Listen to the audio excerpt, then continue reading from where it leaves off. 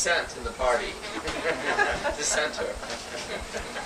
Well, I asked a question, and I guess it killed the time. I should have told my story. I'd have enjoyed my lunch more instead of trying to think of an opening.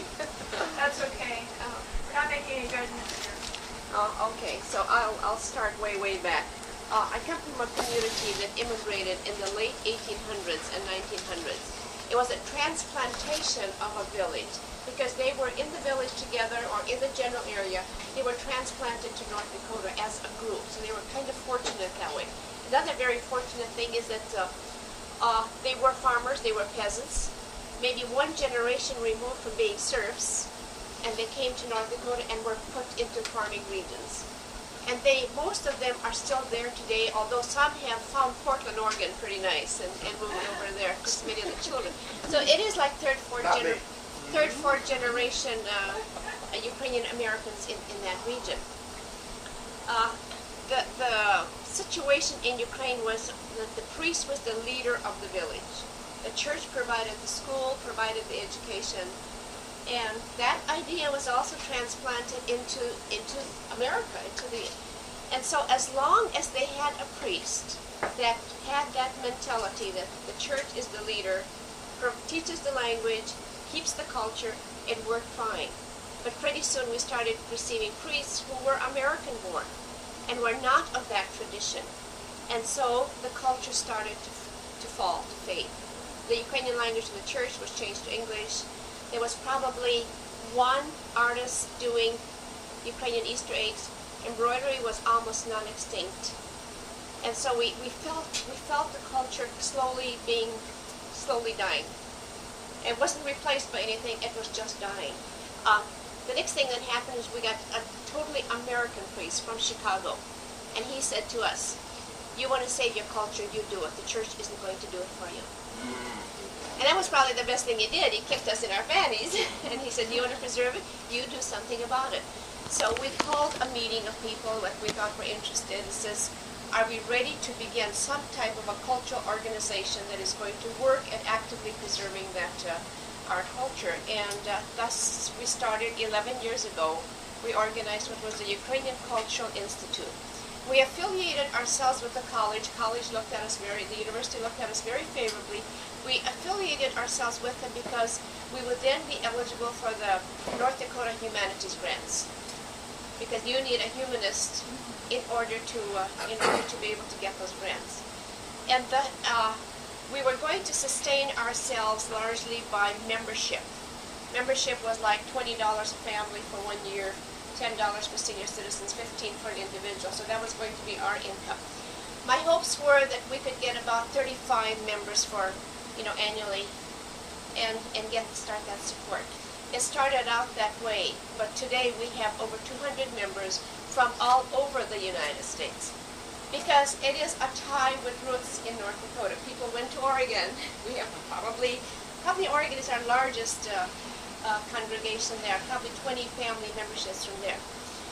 What were the programs that we did? Well, everyone knows the Easter egg. There was no trouble identifying the Easter egg. It's a beautiful symbol of our culture. We saw a picture in a Northwestern Bell telephone book that had a dozen eggs. One was the piston car, the Easter egg, and they said this is like the Ukrainian culture. Well, they said it, I didn't. They compared it. So we took the Easter egg and we started out with the Easter egg show at the college. We knew that we were competing with other organizations that were doing things first class, at least for that community. We knew in order to compete with them, we had to do things first class. And so we established our first Easter egg show, Pacifica show. Very, very lovely displays, plants, everything. And it went over. This was, I think, in 1981. We proceeded then by bringing in teachers. And of course, Canada is right above us. Has a strong culture, Ukrainian culture over there. We were able to get teachers from there. And these teachers up dance were very good teachers. There was an incorporation of folk steps with ballet movements. So you have that nice hand movement. Again, you have to do it very, very, very, very beautifully. And of course, the costumes with that. We were able to get a grant with the Humanities Council, and what we did was, I did, I think, 33 interviews. We brought in speakers, and for the first time, we looked at ourselves. Who are we? Where did we come from? We had a speaker that gave us the situation in Ukraine, Western Ukraine at the time of immigration, the economical, political situation. We also had immigrations from Eastern Ukraine. We had a speaker here from Washington, from the State Department, who was born in North Dakota, and he gave us that. I did a presentation of the early pioneer life. And so this was our symposium. And about maybe 40, 50 people came out, they listened to the speakers, and began to seriously appreciate, understand who we were. The University of North Dakota was celebrating its 100 year. They were doing a program called Ethnic Music Traditions. They had heard about the Ukrainian wedding traditions. Maybe some of you know about those. They came to us and they said, could you do something for the university on ethnic music traditions? This was in 1983. We put together Marusa's wedding. Local people acting out the roles of the bride and groom, the parents. I think we had a cast of 37. Again, they had a grant. They were able to bring us all across the state. We presented that Marusa's wedding 4 times that summer. It was done on the church ground. It was done in another place. So, you know, we really made our culture known. Our objectives were to preserve, promote, display the Ukrainian culture through education. And that's what we were working through the universities, through the local communities, and through the college. Just to give you a reciprocation, this was in 1983 we did Marusa's wedding. In 1989, the University of North Dakota came back with the university musicians. They had taken our folk music, wedding music, they had set it into notes, and they gave it back to the Canadians. Oh, that was beautiful. Absolutely beautiful to hear these beautiful violins. Like, you know, our folk musicians are just as good, but to now have the notes, it's not going to die. And you know, that was a reciprocation. In 1984, we sponsored a tour to Ukraine. They never promised us that we could go to the villages where our people came from, because of the bureaucracy. Remember then it was the Iron Curtain. And there was no contact with the village. It's almost 100 years since the people left, so there was no contact. There was nobody writing to anybody in the village. But we asked for permission to go, and they says, who do you know there? I lied. I says, everybody and nobody. And permission was denied. And of course we were kind of rebellious, you know, sort of like you people, you wouldn't take it sitting down. They had us in that area for 2 more days. And we were traveling through, and we stopped in a restaurant to have lunch. Somebody identified where we were. We put out a map, and we discovered we were like 3 miles away from the ancestral villages. And of course they wouldn't allow us to go. I said, the bus driver, let's make a run for it. He says, no, they wouldn't do it. We thought maybe the waitress might be able to help us. So we asked her, she came over to our table, and we says, have you ever heard of the village of Borishkinsu? And she says, no, but the cook is from there. Well, the cook didn't come out running to us. That's not their way. They're not allowed to do that. So we told her that if she could go to the villages that night and tell the people that there are relatives from America in Bukovina Hotel, we'll be there for 1 more day. And I gave her names. There's where the language came. I could talk to her. I gave her the names of what we were so they would see the legitimacy. If there are those same names in the villages, they'll know we are legitimate. So, and we gave her a tip, and somebody gave her a pair of jeans because that's a big gift item. And of course, we went on. We spent the day in another city. The wait began the next morning. Are they going? Did she go? Did they get the message? Is anybody going to come? Of course, 7 o'clock. We're looking out, and the people wait out in the park. They don't wait in the lobby because everything was bugged. You had your wires. You know everything was being recorded. And we knew the people were coming from the villages, and you can identify the village people. As I look around you, there's no way I can tell who's the farmer and who's the cosmopolitan city person. There you recognize the village people. They probably more rotund because of their potato carbohydrates diet. They're all heavier. Okay, you're a city man. And so, you know, you look out there, and of course they wear the babushkas still in the village. And we looked out at 7 o'clock, and 8 o'clock, and 9 o'clock we went to breakfast. Just as we sat down, our tour guide says there are relatives from the village. I remember running, turning a corner, you know, almost hitting a corner. You know how you were as children running something around real sharp. There were 2 young men in the waiting room. We went out into the park right away. They identified themselves with the same names we have, an Evanuk and a Hlibichuk. And the Hlibichuk gave me a picture, and he says, do you know who this is? And I looked at it. It was a rather old picture. I didn't recognize, but I turned it around, and I see Steve F. Hlibichuk written on there. And I said, this man was my teacher in the 3rd, 4th, and 5th grade. He says, his dad was my uncle. And I said, his dad was also my uncle. And there we established the connection after 100 years.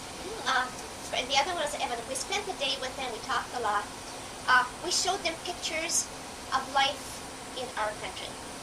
Family gatherings, harvest, farmers, ranchers. My background is ranching. And they looked at us and they says, that's not what they tell us about you. So it became a propaganda tool. It was the truth. Here were the beautiful farms. Here were the nice houses. Here were the churches. Here were the people worshiping. And I said to them, you can take some pictures if you like. You know, they started going for the cowboy pictures. And I says, well, on the other hand, why not let them have the whole album? So they had some plastic bag and put that into the bag, and they were able to take that back. We parted, we spent the day with them. We parted, exchanged gifts, exchanged addresses, and continued to write. Next month, we are going back. This time, we have permission to go to the village. And we're going to hopefully exchange the bread of welcome and whatever else. Now these are the kind of programs we do.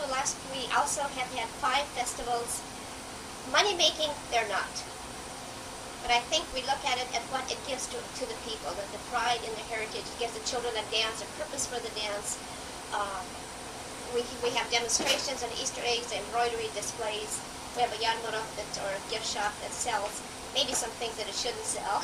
I think that's one of the things that's brought out, that these were things made in the Soviet Union that people think we shouldn't be selling them. We should work more on doing our own crafts. The last thing we did was last week we did a rural architectural tour. And these houses that they looked at as just old houses, they saw the value, and they saw the transplantation of culture and an appreciation for the things that, the methods. When we told them our motivation was, we gave them a shovel and says, go make a home. That's all the people had. And so then they saw how they used their environment in order to build their houses. So that's the story of the Ukrainian Cultural Institute. Well, what was the image of you that they had, that they had been told? Was it a negative image? I would think so. I think so. Peasants, uneducated, workers of the land, maybe had a few nice traditions, but kind of kept them to themselves. You know, they weren't anxious to go out and show. Don't show them the American people to do the Easter egg. They might copy and then they might use it to make money. Was the fear. And they find out now that they have shown it all over. Nobody is abusing it. Now, Agnes, what did they think? What was their image of Americans? That they The people that you met here, Yeah, well, they were image of you. Oh, in the village? Yes. Oh, the propaganda. Well, you know, several years ago, the United States allowed the Soviets to come in and photograph the farms. And what they photographed were run-down farms, boarded-up windows.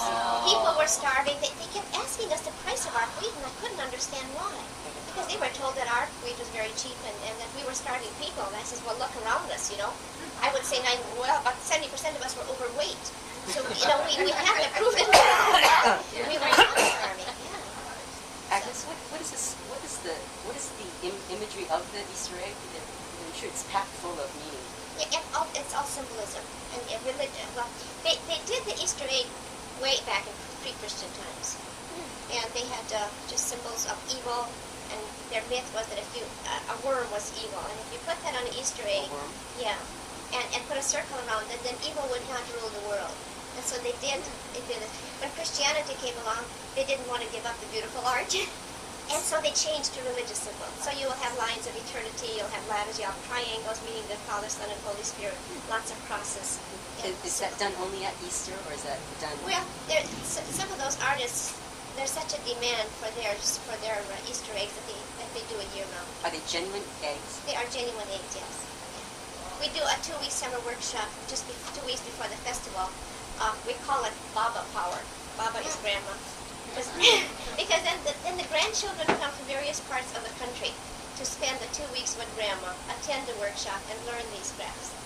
And so we had, like, my grandson came from Missouri. There were grandchildren from California, Las Vegas, Wyoming. And they're there for 2 weeks, and we teach them the Easter egg, we teach them embroidery, we teach them the dance, we teach them some language, some history. And so we approach the workshop as these people are going to be internationalists. You're no longer going to live in this little community of North Dakota. You're going to travel worldwide. Be prepared for it. Know that there's another kind of an alphabet and different kinds of languages. And learning one Slavic language will help you learn all the other Slavic languages. So we just hopefully open up another world for them. Baba is like a derivative word. Baba in Japanese also means Grandma. Grandma. Yeah. That's interesting. Grandma. In Swahili, it means Kiswahili means father.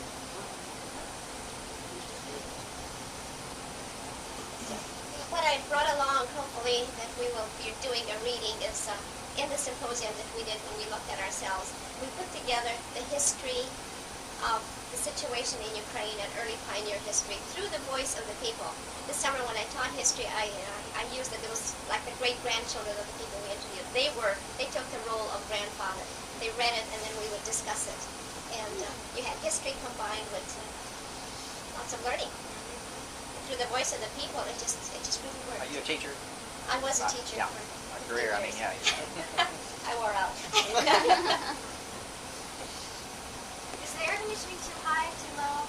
How's it? It's good. Can everybody still hear? What? No, I love it. I was going to say wearing out is better than a lot of teachers burning out. So that's my story. And like I say, it's just grown incredibly. We do a journal 4 times a year. These are news stories, they are interviews, they are research stories. So we're doing some original research and putting it into those. It's about a 20-page.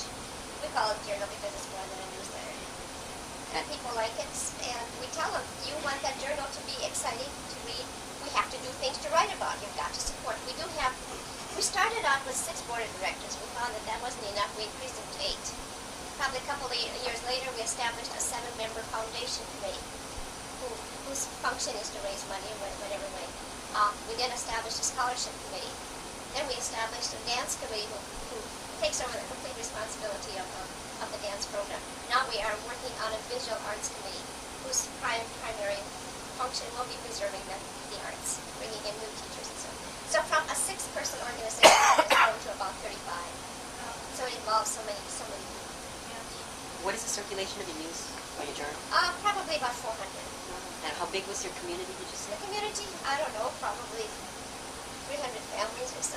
Not everybody belongs. That's why I'm asking you, why do some people feel a need to know the rules and others don't, and you leave them alone? Well, the attitude is be happy with those that do, and just leave those alone. There comes a time they find an interest. Thank you, Agnes. Gary, are you ready? Tom. No. Okay. Well, I was telling some of these earlier, I said, well, I would like to be the first to welcome you all to my country.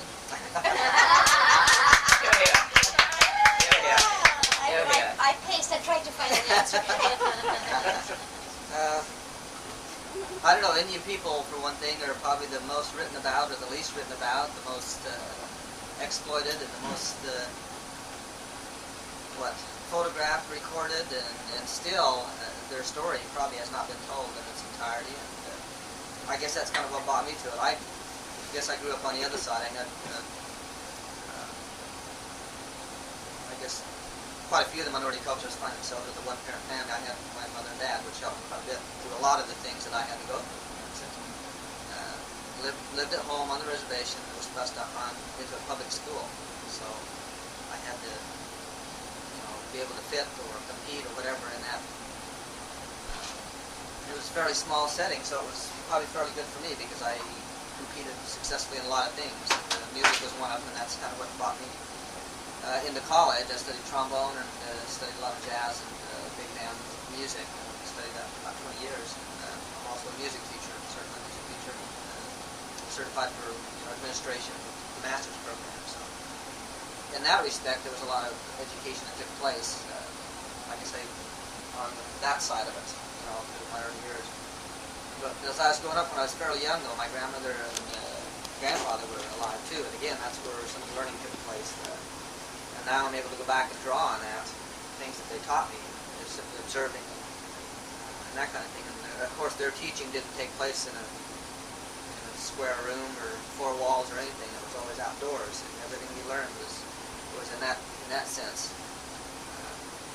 Some of the people finally got tired of hearing or telling stories or telling these things over and over. They eventually started making up their own. Of course, now it's written as, that's our history. And you go through it, of course, it can be refuted. I was just real tickled, but it's just not Indian people, but I was just really tickled when I turned the TV on this morning. They were just ending the one on they're doing a film for, it's at HBO, one of those, on Custer's Last Stand, and the maid that happened to be there, somebody had found notes to indicate that he was he was ordered to do what he did. And of course everybody assumed that he was disobeying orders and got himself into that fix, you know. So that throws a whole new light on everything that you know, we read about or that we understand. And I think Indian people have again a lot to say and a lot to contribute.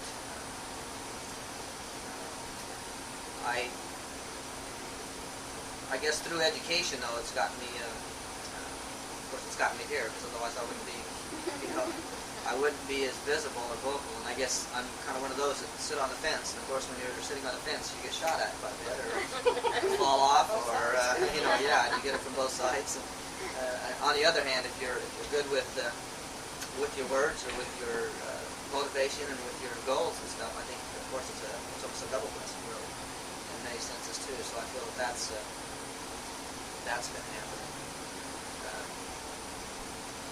Like I said, the music is the main thing that's dear to my heart. So whenever music comes up, I'm always very interested in doing that. I've got a lot of friends that do. In fact, they do just like with the artists now, where a lot of the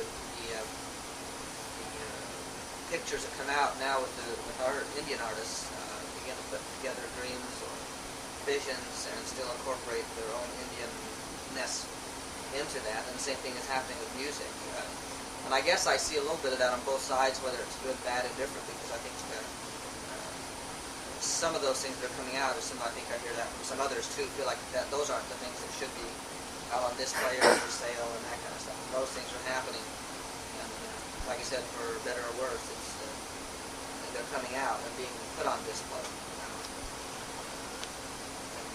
And those, in my sense, were held sacred for many, many years, and we're slowly. But I think, of course, on the other hand, too, Indian people have been very adaptable. They've been shot at and kicked around and, just downright genocide clear up through probably the 1950s, but yet they're still there. They still survive, and they, whether it's with assistance, and again, all these different programs that I see, again, with different minorities, whoever they are, if the federal government gives them too much, they become very, very dependent on a lot of that kind of stuff. To get them out of any kind of situations, and in my sense, it's not very good. I guess I come at that from 2 points of view. Number one, I went through school, and I had to work my way through a lot of that stuff. And of course, I'm in a position now that I can pay a lot of our students' way, But again, it's coming from the BIA, and that's something I don't. Like I say, it's very difficult sometimes for me to think, what if this kid could go for 6 months and spend $4,000, they could do it without even attending school, and I still have to pay it for it. So sometimes that dependency becomes, more detrimental too. I think to their self-esteem, and what they can do to help Indian people, and getting involved with folk arts, Folklife festivals, or whatever, came about with. Give you a quick short history of Utah. Of course, it was a place where the Mormon people who started. Over here, so we'll have to thank all these people over here for sending us the Mormons. I don't know who kicked them out of Missouri or wherever they were, Illinois in that area. But anyway, they moved there. To me, there's always an interesting thing about even Europeans coming to America, because the main reason they came here was because of persecution. But yet we see that same thing happening. They came here. They, in one sense, persecuted all Indian people up and down this coast here. Kept moving further west. And again, Mormon people were persecuted. They moved to Utah, began to establish missions out there for, of course, for converts and stuff. And of course, when they first came down, they said, well, we just want to put a little station right here for our people going to the coast. And pretty quick, that station became a city, and pretty quick it became a state. And the early history too, Utah was stretched all the way. You can't tell me that they didn't have certain thoughts in their mind when they made their state. Their state line ran from the eastern end of Utah, present-day Utah, ran all the way to the Sierra Nevadas, which included Nevada at the time. So their state, they were taking up basically two large areas of land, states in acreage and square miles. But again, the same thing was happening there. The Indian people were persecuted. I think in our area too, because of the isolation and because of probably the lack of education, the Indian people had.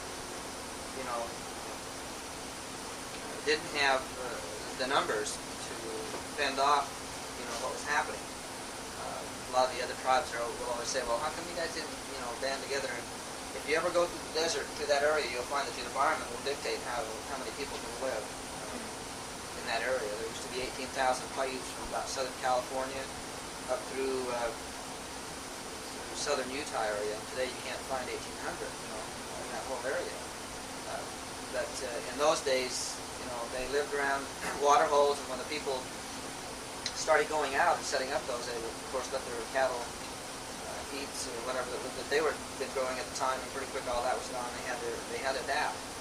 Like I say, the Indian people have been pretty good at that. They've adapted in all kind of different situations. But anyway, when they first started the Zion Folklife Festival down at Zion National Park, they had gotten together. And like I said, I guess education in all aspects of the background was always that has haven't been the thing that saved me or saved maybe even the culture, so to speak. Because another friend of mine called me actually to say they were having a meeting about the Folklife Festival at one time. So I went invited by him, but anyway, they started talking about what they would like to have in the Folklife Festival. A lot of them talked about the foods that they, that Mormon people have. I finally got kind of tired of hearing all that. I said, now wait a minute, I think this is more than half the things you're talking about here, the Indian people had, and I think they gave it to those people. We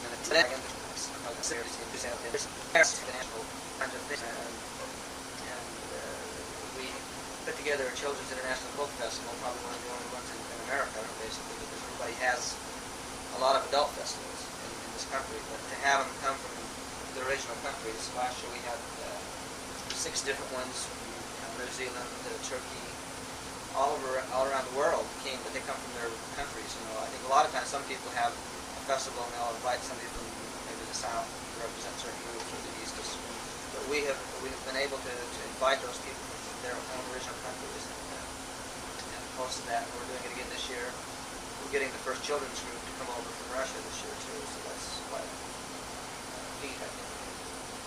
And it goes on for 4 days, and that's been pretty successful. Better refer to my notes now. Of course, the powwow, I don't know, I guess that's been an interesting development too, to see it in one sense grow, because in the very beginning, powwows and gatherings were more, I guess there were some social, but a lot of it was more for ceremony, worship in the early days, and eventually it grew into, of course now you're paying, you have prize money, you have competition, you have those kinds of things happening now, but again it's a development in my sense probably has maybe saved at least that part of maybe the culture. The powwow itself has become more of a general kind of a thing too, because it's not something that the Paiutes identify themselves with, or maybe the Seminoles or whoever, anybody. But if you go to a powwow, you can see, plan on seeing certain kind of events, certain kind of things happening. For every tribe there, everybody that's there knows what to do. Whether it's a traditional dancer or a fancy dancer, fast, slow, northern, southern. But if you go to a powwow, those things are those that are there now for them. And like I say, I don't know, maybe it's a good way, again, to preserve. Who knows? It's a difficult question. I just finished putting on ours. I say ours because we're the Paiute people right there in southern Utah again. Put on their own because of I didn't go into the other part of the history of that, I guess, with my presentation. But they had one just the first weekend in June. I was in charge of that, so it kept me very busy. I've been involved with doing one other thing that we're putting out, hopefully within the next 3 or 4 months, is a video. We've got all the taping done, we're editing right now on the hand game, which is a very simple, I guess, a form of gambling that was utilized. And it's not original, it's not a Paiute, but it was exchanged of art from the people from the coast. Actually called bone game, hand game, guessing game, whatever you want to call it. But anyway, it's used now for the same purpose, for points and also for money. And I guess originally it was used to, and they would put up, horses and, some of the things that they thought were valuable at that time. Again, but it was all in one of their social, I guess, kinds of things that they would use. But with that, of course, we have a language that goes right with it, so we're really quite excited about having that come out. To have that again be preserved. Most of the stuff to be in Paiute. I have one book that I'm going to bring with my presentation. I'm doing one currently on just the 5 bands in Utah. It will be similar to that one. The what? But it's a booklet On what? on Paiutes. But it's based on one, I guess the point being there was the dissertation. The name of this dissertation was the paternalistic attitude of the Mormons and the BIA as it concerned Indian people. And it was bought out, again, in that very same kind of a study of what the church and the Bureau have done, or not done, so to speak, to Paiute people in their life. So that's coming out pretty quick. We have an exhibit that we have out called Beads, Buckskins, and Willows, and it, of course, our people are very well known for their buckskin work. Their buckskin is almost white. They use what they call brain tanned deer hides. And they come out just as soft and white as you want to see anything else. Very beautiful work. Buckskin, of course, the beadwork is something that was introduced with the introduction of glass beads, probably in the 1800s out there. Seashells, those kinds of things were, of course, exchanged with people on the coast.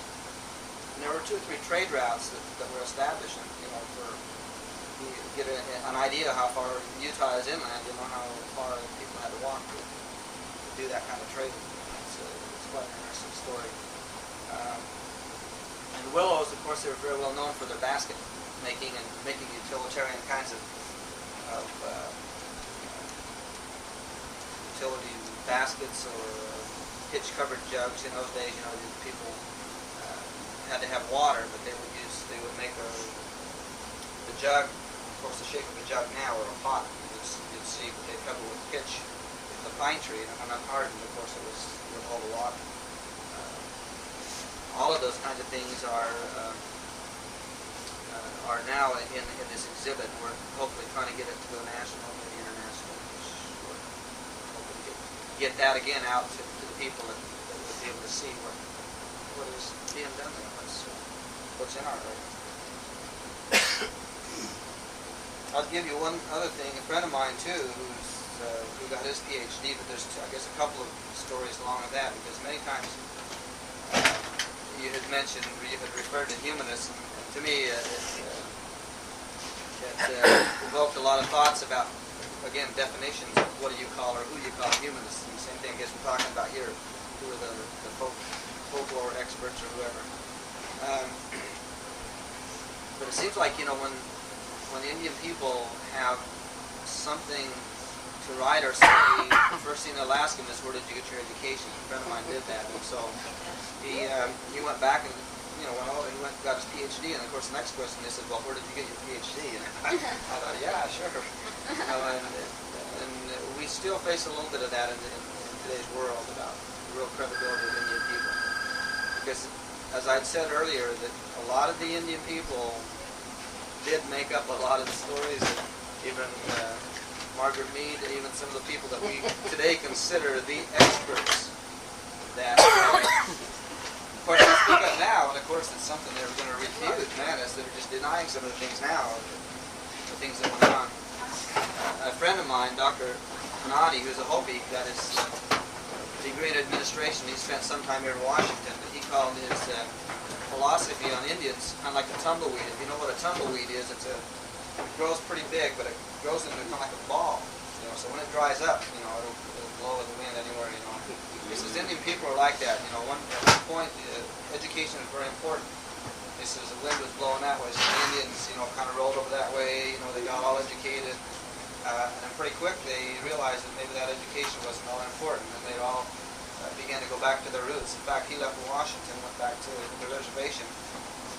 For a while, I didn't do anything else except went and learned his Kachina dances and snake dances of his own Hopi religion.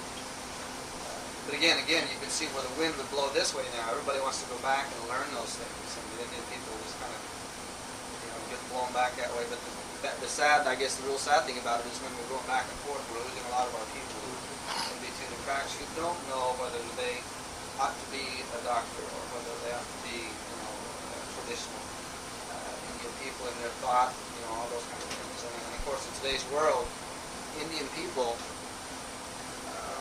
trying to remember some of the states that have already outlawed peyote, which was one of the very, very strong ingredients that were used as sacrament. Oregon was one of the first ones that did that.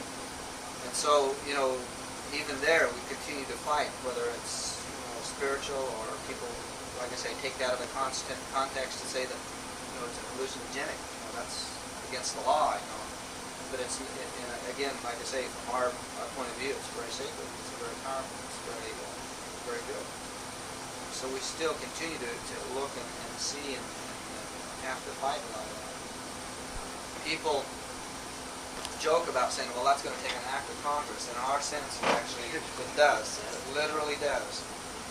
Maybe I'll just throw quickly what I'll just touch on this, and I'll give you a little more of it. In the 1950s, well, probably starting in the 1920s, the federal government was trying to put programs in to acculturate the Indian people quicker into the white man's society, so to speak. They tried everything. One of the programs was called termination. Termination, number one, the Indian people didn't have that in their vocabulary, in their own language. And of course, in the 1930s, you had to explain then a lot of it in your own language to the elders. They didn't understand English. So there was, the first real roadblock of saying, how do you explain termination to your people? Do you want it? The federal government anyway came through and they terminated the people, and they had to do it, like I say, right here from Congress. They voted, made a House bill, everything going through the whole thing. The legislation, they had to do it that way. And in 1980, our particular tribe, between the beginning of the 1960s, they did what they call reinstated a lot of them because they realized it was a mistake. They didn't accomplish anything by it. Anyway, the Paiutes were reinstated in 1980, but it did the same thing. You had to go back to Congress and you had to have them, and if you ever get involved out there with any kind of law enforcement, it's just totally ridiculous. We're still under the auspices of all kinds of things. The federal, the FBI is still people that can get involved in some of our very simple kinds of things that happen on our reservations. We're still totally under that. We're still totally under that law of termination too. We've been trying to get rid of it. It came awful close last year. But if some of you follow some of the news, we also have a group now that's trying to abrogate all treaty rights. And that's just another form of termination. Just saying, okay, for us, we've had so much taken away. I guess it's just really different. Sometimes people look at it nonchalantly, but I guess people that are educated say, hey, that's enough. Say, hey, we cannot be doing that anymore.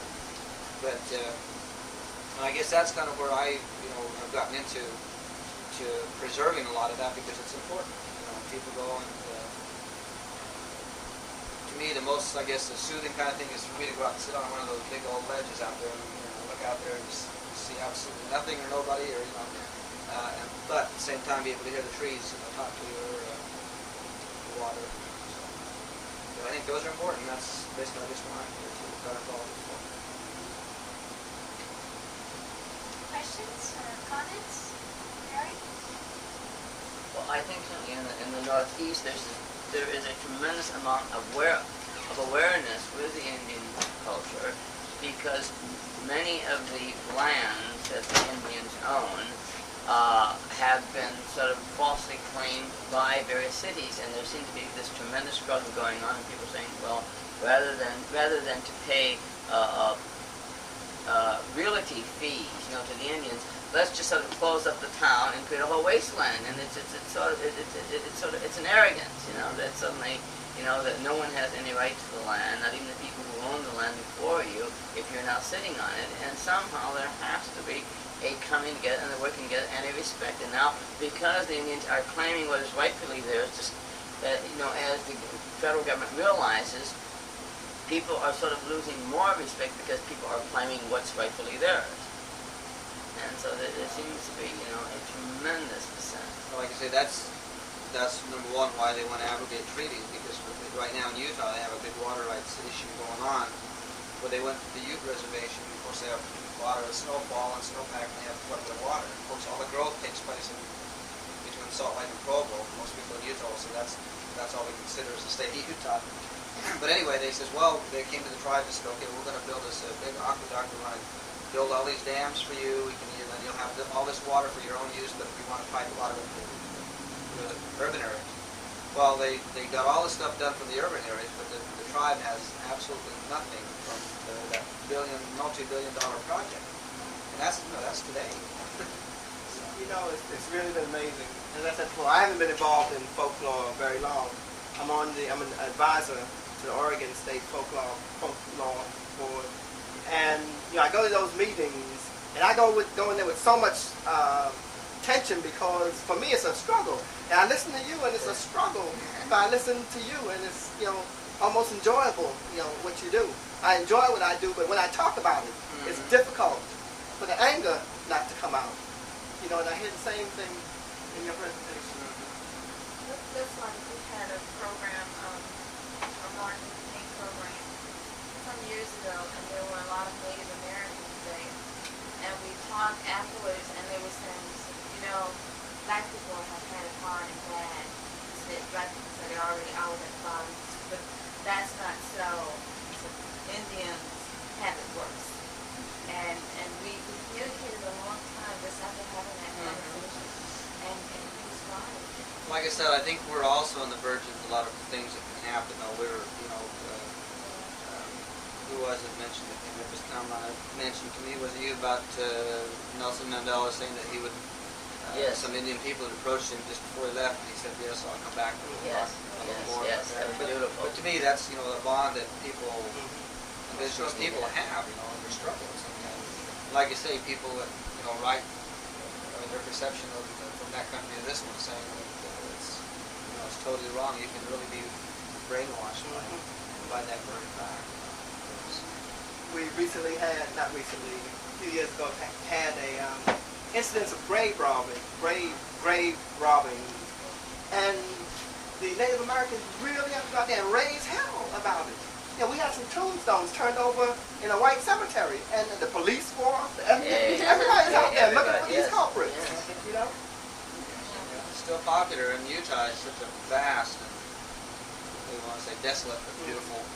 It goes on today. People go out there and do it professionally. They killed a guy in Oregon doing so. It's not too popular anymore. See, we just settled land nobody else wanted. Our accounting person who's over the administrative trailer called just a while ago and said she wanted you, as long as you're all here today and there's not that much happening, to come over to the trailer and sign for your...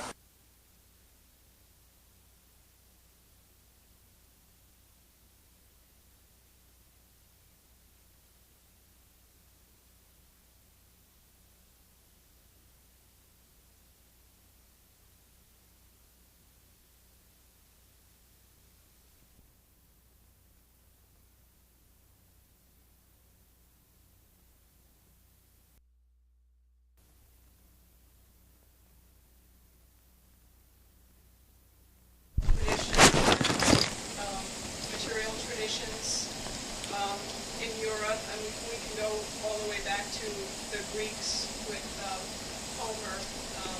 The stories of Homer have been proven to actually have been oral tradition, that he wrote them down, but he didn't invent them. So we're going that far back. And we have in the early 1800s the Brothers Grimm. In the 1700s we had a lot of Scottish ballad collectors and so forth. I guess one of the things that brought me to a realization was a few years ago, I don't remember how many, Alaska was featured in this Folklife festival here. And I got a call from someone in Washington saying, who do you recommend as artists that would come and perform from your section of the state? And I started rattling off names and what their disciplines were. And I realized that if it had been 10 years earlier, that I wouldn't have been able possibly to name more than one person who was practicing a traditional art in the discipline. It kind of made me feel good because most of the people I was recommending had at some time been through the center or taken a number of our classes or worked there in some way as an instructor or a contractor or an anthropologist or a historian or something. and the center had in some way touched their life. And I guess that's one of the things that we try to do, is to touch the lives of people in the community for a couple of reasons. One is to perpetuate the traditional arts and crafts of the Northwest Coast Indians. And they're all easily lumped together in Indians, but as individuals they prefer to be recognized as either Tlingit, Haida, or Tsimshian people, or nations, and some they prefer. It's been easy for people to classify them as Indians, so I'm going to say Indians rather than stop my presentation and say Tlingit, Haida, and Tsimshian all the time. We've been focusing in the last 10 years our efforts on visual arts, mainly monumental sculpture and small carvings and basket weaving. And we realized that after a little more than a decade that we'd come to some point where we needed to step back and say, okay, what we're doing is successful, what more can we do? So last August we had a conference where we invited and had state funding to pay for the transportation for about 80 Native artists from around the region to come to this conference, and another 20 elders who had a pre-conference conference that set the agenda for the conference. And one of the things that came out of the conference was, yes, we're doing our visual arts, but there's more to it than that. There's the meaning to the art. There's the histories and the stories and the legends that go along with and are an integral part of why we're doing what we're doing. And this is, if we have to carry it any further, where we want to go. And so being a visual arts center, we had to take a look at if we could do those things and how we could do them if we could. And that's kind of why I'm here, is to find out how we can expand those programs and also find some money for those programs. The center is unique in Alaska. I'm not certain about how unique it is in the country, of having a full curriculum of traditional arts and crafts 10 months out of the year. We don't go year-round because a lot of the artists have to make a living, right? So they go fishing, a lot of them go fishing, or work in other things in the summer and in the off-season. We've also been involved in a new phenomenon called heritage tourism, which is in response to a demand that I think is going to affect many indigenous people around the globe, and that is the increased leisure time that the money class has, the increased desire on their part to seek, quote, an authentic experience, and how that's impacting our villages, for example, in a tremendous way. And what their expectations are, the travelers' expectations for when they come to these villages, and how we can, from the very outset, have a say in whether it should even be developed in some of these villages. And if it should, how can the people control it so that they're not being exploited? And so that's a new field for us, that we've been working with the major cruise lines, Princess Lines, and Holland America, which are regular customers of ours, in planning that kind of thing. We got a convocation of Native people together about 2 months ago, and they came up with a declaration for Native peoples in Southeast Alaska on how they perceive that their culture should be interpreted, what accuracy means, and what coming to an ethnic culture means. So that's a field that we feel is real important in the future. We've also done a lot of exchanges between Canada and Alaska, because the people, their traditions and their culture didn't know those political boundaries and still don't recognize them. And that's one of the most difficult things when we go for state or federal funding. They say, well, what do you mean you're using Canadians? They're not Canadians, they're Tsimshians, and they're all together. And we've made some inroads there, but it's still very difficult because it's very provincial outlook. We've been lobbying with the with the Forest Service to give us access to the natural resources and the U.S. Fish and Wildlife Service and all. Gradually, the materials that people need to practice their traditional arts are becoming less accessible. I'm sure you've heard about the debates in the Tongass National Forest. Well, it comes right down to an effect on an individual carver not being able to find the size log he or she wants to carve a totem pole or a canoe, because they've all been cut down or they're all locked up either way. The Marine Mammals Protection Act, we've been fighting that to allow indigenous use of sea otters for traditional arts and crafts. And it seems like every time you turn around, something else that you thought you had or you thought was your tradition isn't there. And so that's one of the ways that we've evolved from an arts center also into some kind of political action. We've set up a hotline for the state where the timber companies call into us and they tell us when they're doing a lot of cutting where there might be large cedars, and the Forest Service calls in and the native corporations, and then the carvers can call in and hear the recorded information. And we're just testing that out to see how that's going to work. We've been able to fly carvers out to logging sites, getting the donated helicopters and boats if necessary to bring in logs off of private or Forest Service land. So it's a big project.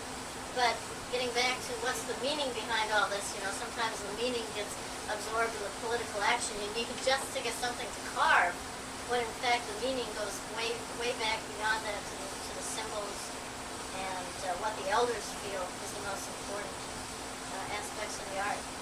So we're trying to broaden it to that. I was also involved in another project that was a lot of fun, and that was when I was working at the State Museum.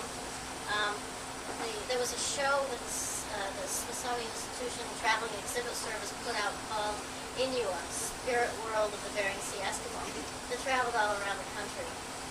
And this couldn't come to any place in Alaska except Anchorage, because that was the only size museum that could handle it, I think. And yet, the Bering Sea Eskimo didn't live in Anchorage, and they sure wanted to see this show. And that's one of the great ironies of living in Alaska. None of your culture's there. It's all in other places. So we convinced the Smithsonian to pull other things from that same collection and send them to us. We put them in a Smithsonian-approved design, small traveling cases, and those went to the Bering Sea villages, along with an interpretive program which trained teenagers in the villages to work with the elders to be interpreters at the local museums. Out of that, we formed an elders consulting group that helped us put together a trilingual book in English, Yupik, and in Yupiat. There was a guide to the whole exhibit from the elders' point of view. And so we tried, and then we also had a film that went along with that that talked about the exhibit that could reach the other villages that were even too small to put the show up, like had 60 people in it or something, and didn't have a community hall. And we realized then that you can do some things through non-traditional methods such as satellite technology to make sure that people understand their traditions, or at least have access to their traditions. And I think that's something that the Maori are very interested in too, in communicating traditions by using modern technology. So we hope that kind of thing continues. That's about all I wanted to say. I'm really pleased to be here. I'm excited about it. Through my work, I've helped my husband, who's a Simpsonian, find out what his crafts and his parents and his relatives in British Columbia are. And when we got married, just about the same time I got this job, he wasn't really interested. And now he's interested. Either that or he hasn't listened to me enough. More about his culture. So there's lots of contemporary issues that deal with all aspects of life. We're real lucky because we have a group of elders in the community who guide our programs. And it's not simply giving stamp of approval to our programs, but they give the direction to the programs. And they okay the interpretive material that we present in the museum part of the center. they have they put their stamp of approval on the instructors and the disciplines that we teach. Betty? Yes. As I said to you, Betty, as I listen to you all, I sometimes wonder if I have wandered into the wrong place because what I've been doing in a way is different. I'm the daughter of a farmer, the wife of a farmer, and the mother of a farmer.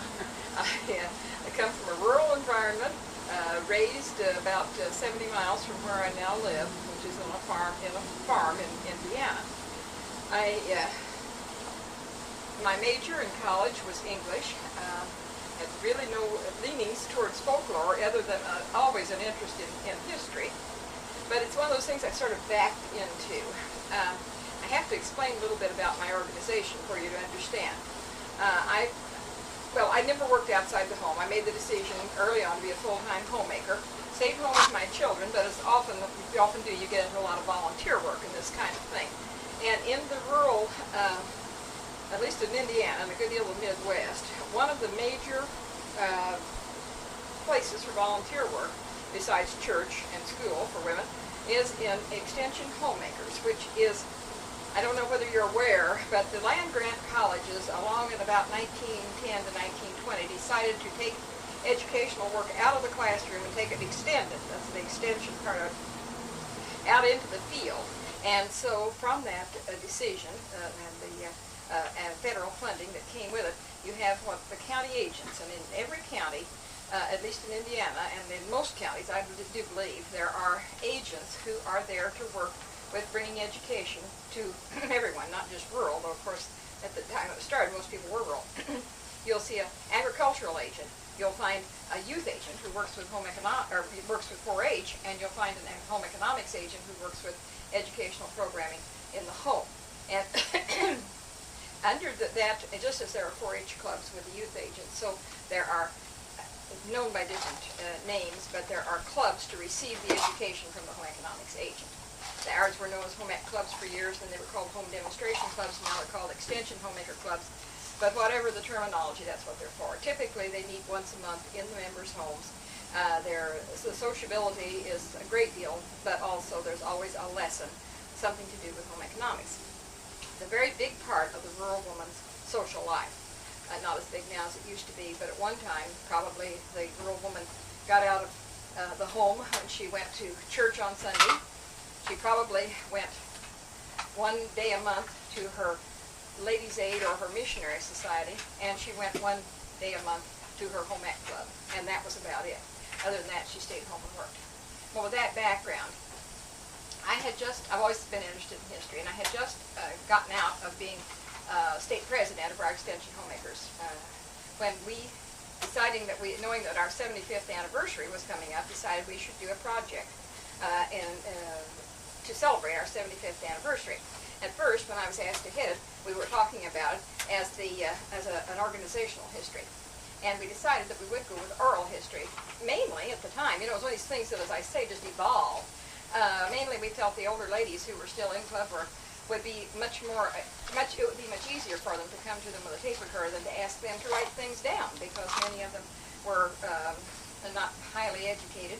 And the idea that also, you know, the difference between oral history, people start talking and you get this folksy feeling. If you ask them for formal history, they get to worrying, what date was that? And was her name Mrs. John Smith or Mrs. Smith John? You know, and you get all tied up in details. And so we decided we didn't want that sort of thing, so we decided to do oral history. We went to some of my consultants. I always say I praise my consultants because we never could have accomplished what we have without them. And asked them, and they said, the fellow who worked with us from the Indiana State Library said, where do you intend to interview? And I said, all over the state. We have 45,000 members. We have 92 counties. We're going to interview all over the state. And he said, you're going to have all these people out there doing all this interviewing. Why don't you do something besides organizational history? So we said, okay, fine, you know, why not? Light bulb time.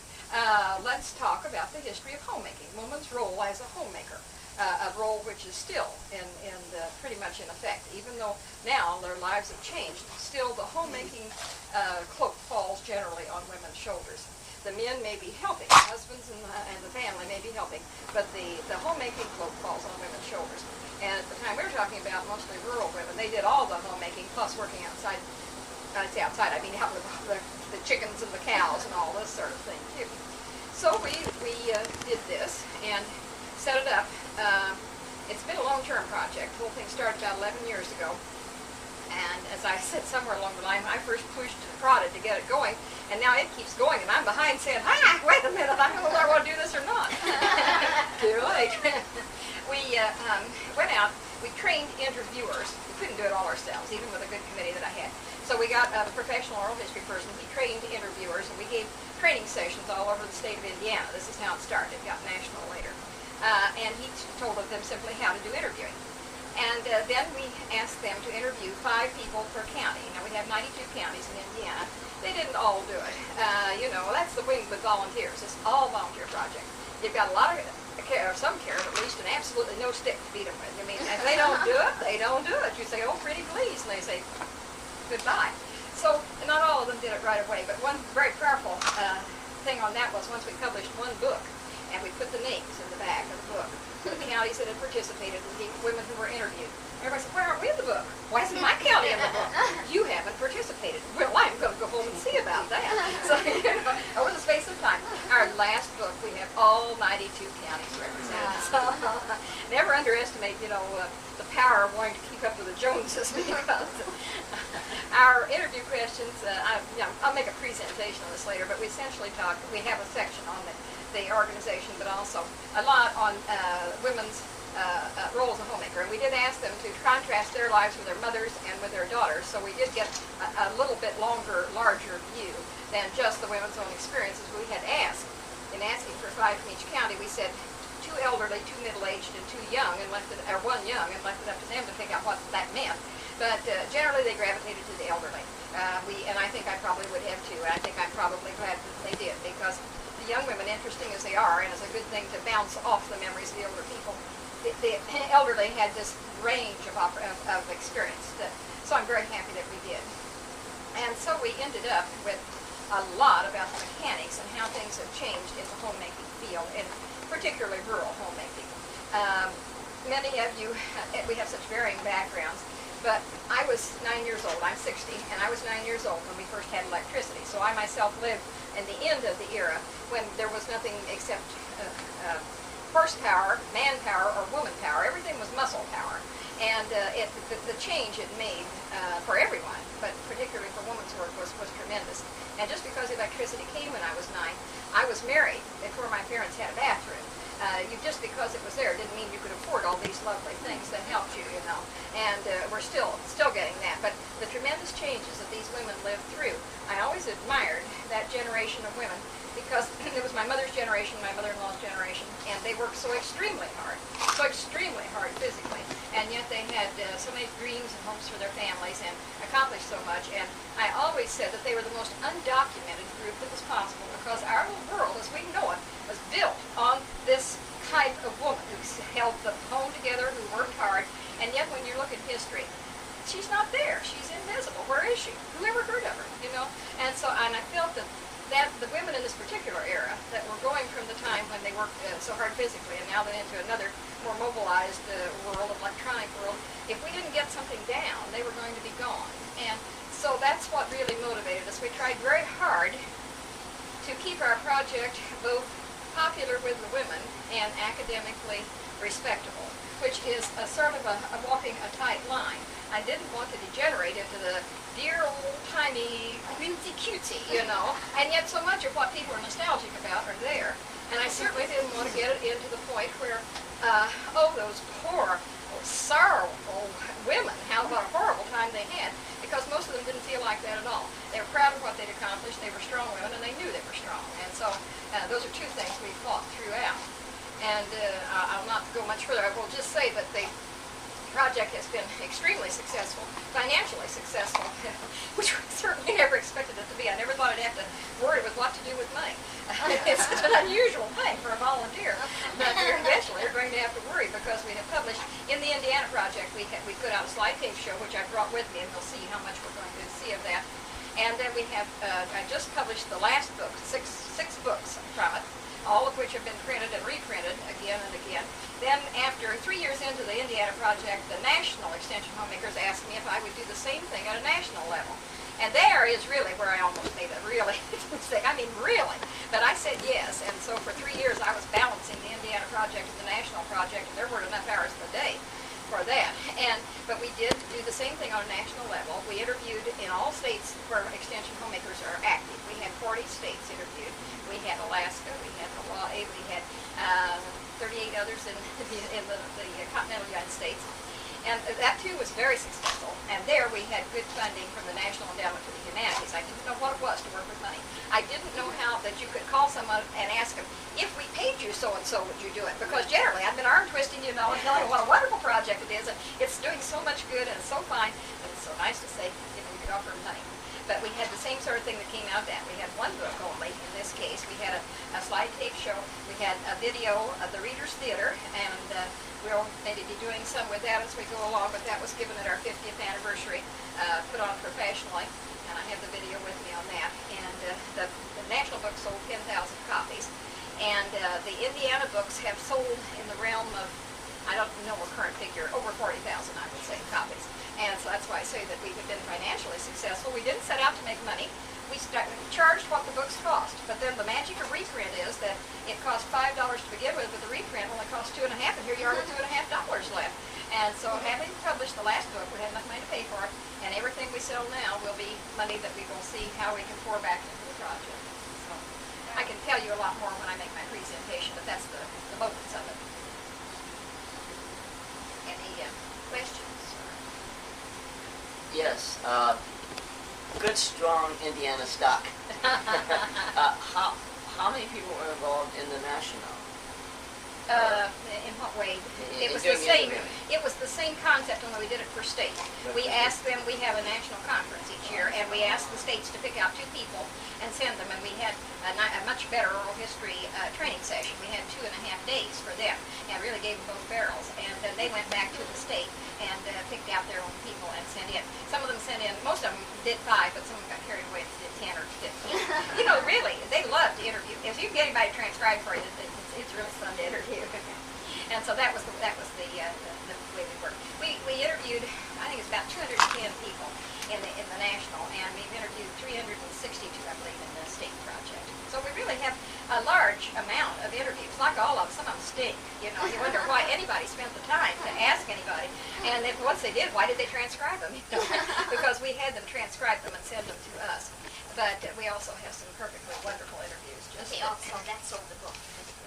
Biographies, autobiographies. Yeah, it's not. Well, you'll see. I've got copies of the national book for you all. We did it just a little different, which it's when you don't know anything that you're doing, you do these things. Everybody said, nobody ever did an oral history book like that. Well, I didn't know they didn't ever do it. It seemed sensible to me. We set it up by topics. Our first book, for instance, in the Indiana project is called Feeding Our Families, and it's everything they had talked about having to do with food, which is a heck of a lot for women, because, and especially the elderly women who gardened and who went out and picked the berries out of the woods and who preserved it and dried it and all these things, and finally got around to cooking it, which is where most of our involvement with food is now. So we had a whole book on that. So we had excerpts from the... But you identified the people who said We identified the people by age and by county, or in the case of the national, by state, so that you had an idea of the time period they were talking about and where they came from in talking about. And incidentally, talking about that, one of the things that struck me the most in the national book was how alike the chore of homemaking is. Not how diverse, but how alike. We had a really good description of butchery for Hawaii. I can't remember. We had a Chinese, we had a native Hawaiian, and a Portuguese. I can't remember which one of the 3. But I thought, well, it's just like we do in Indiana. And then I thought, well, how many ways can you cut up a pig? I mean, you know, when you get down to it. But I was so struck by that. There were regional differences. Some people went out and hoed cotton. Some people went out and hoed corn. But essentially, the chores of homemaking remained the same. We had them in sod houses in North Dakota, and we had them in, other houses in other places. But essentially, the chore of homemaking and the feeling of women that holding their home together in whatever way, like writing letters to soldiers or sending candy. Did you know they could can fried chicken and send it away in the Second World War because the guys wanted fried chicken so badly? You know, all this extensions of the home in various ways, but every way they can to keep the home secure. And did you? This is mostly older women you did. Yes, because people went to older women. Yeah, but did you also was there a ethnic plurality there was interviews? Our ethnic, or black women. It reflects what our membership is. And we did have black women. We had black women from about 3 or 4 states. And we had a lot of ethnic, like second or third generations. We had from North Dakota. I don't think that we had any Ukrainians, but we had Norwegian and Swedish and Danish. And as I said, we had the 3 from Hawaii. So we did have that sort of thing. But minorities are slightly underrepresented. Yes, because the people were interviewing in their own clubs, and you interview who are in your clubs. Would that be a future thing to go ahead and do that? The whole get into politics with this. I'd love to have had more blacks. It just worried me to death. But we were started interviewing like 7 or 8 years ago, and you probably are aware of this. At the time that there used to be black agents who worked with black clubs. They were divided. And then, at the time when all this sort of thing and busing and so forth came in, this was done away with. And within the best of ideas, but what happened was, without that leadership, many of the black ones turned away from the thing. And they just lost them. And I don't know what was good and what was bad, but that's what happened. And so at the time we were interviewing, there was not nearly as much of a black presence in the clubs as there had been. No, I meant for future, it might be interesting to go ahead, because they might find a more diversity, not only black, but also Hispanic and other. I would have to work it in a different way. The whole project is now centered around, and it has been one of its strengths, is that we're tied in with a strong nationwide organization. We could use all its strengths. We could use the fact that we had professional people in every county that we could call and say, well, you do so-and-so, and they'd do it. We had newsletters. We had organizations of the clubs in each county. We could say we need so-and-so, and they would come, you know. And where you go out by yourself, and you have to build up all your channels, and in that way. And if I were trying to get something more than is in that organization, I'd have to go outside that organization. It has been tied in with the organization. We did ask them to do a diverse amount of interviewing. You take what you get. Volunteer projects, you take what you get. And you may not be perfectly happy, but you take what you get. No, it was basically rural. I'm sorry. No, it wasn't meant to be that. I'm just saying that it might give you another, I mean, for future, it might become much more. I'm getting so tired. Well, you know, I mean, you know, this should go on. It's not sort of. Yeah, well, yes, I would hope that it does, and it isn't over yet by any means, but it's been 11 years since we took that first tentative step, never thinking that it would grow into this kind of proportion, certainly never thinking it would be national, certainly never thinking it would be, when I first started, I thought if we got 50 counties out of Indiana to put one interview in, I would consider it a success, because that would fit over 50%, and it's just grown and grown and grown, and people don't want it to stop. Now, people say, I told them this is the last book. Oh, no, not the last book, and there is so much material still in the archive. You have to stop somewhere. Leave them laughing. I'm just really curious, and that's what that was shaking your head. So, were reports of chicken, fried chicken being canned? Widespread? No, I just ran across it in one, and that was in our Indiana one, and that was. But is this something that you're familiar with? They canned them in tin cans. The one you talked to me about. You know, did they put liquid around them? How did they do that? No. It's like once the can, it's like when they make syrup. Once the can is filled, it's sort of vacuum sealed. I see. But you processed it in hot water, and I see. Well, I didn't understand it when I read about it. I don't know if over here they do it, but in Pakistan, a lot of people are migrating to the my presentation was just a few minutes. I was recommended to this Folklife program through a woman by the name of Becky Miller, who's a folklorist in New York City, and Diane Enjai, who's the curator for the San Luis presentation, is a member of the New York State Council on the Arts, in which we have received funding for 3 years. And in fact, I guess I'm the president of the Genesis Timber Museum is the presenting institution. And then we have folklorists or musicologists who actually do the presentation of the folk program. We've been working with Dr. Barbara Hampton, Hunter College, who's on the NEA, and the New York City Council of the Arts, and Maurice Martinez. And so they aid in gathering these particular groups together for their presentations. And the mere fact that there was no institution in Harlem that actually made, I should say, presented folk programs of the diversified culture was very unique, and so that's why it lent its accessibility. In our particular community, there's a large contingent of not only African Americans, but there are a large contingent of Caribbean people, the Cubans, the Dominicans, Jamaicans, and Africans. And generally, it is sort of a diverse community of isolated communities. And so the concept of bringing these communities together through folk programs that have been free and with contributions, and sort of expanding the appreciation and the understanding of one another. And I just want to say, we have a museum resource center in the Community School Board of Harlem, and in which the learning ability or the awareness or the interest in school has been very low, and so we became part of a curriculum study for the gifted and talented. And it's fascinating because when I asked the gifted and talented teacher what percentage of the young people in the school were gifted and talented, and when you read the media, you feel 10% may be high. And when she said 90%, I said, the woman actually must be mad because I've been reading contrary information. So I went to the school and I asked the young people themselves in 3 or 4 different classes what percentage of young people in the school that they felt were gifted and talented. And it's interesting, 90% of the students did say 90% and above. I think 8% said 85 and above, and less than the other remaining percentage said 65% and above. So young people have a very high esteem of one another. And I realize it's the adults, it's our minds who've been contaminated. Young people are really not very bright. And so our particular program began studying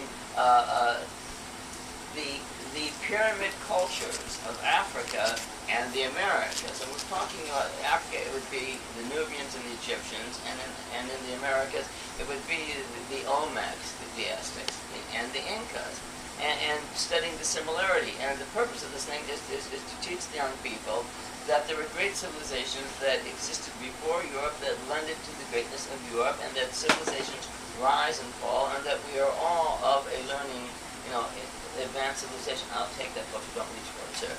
Advanced civilization.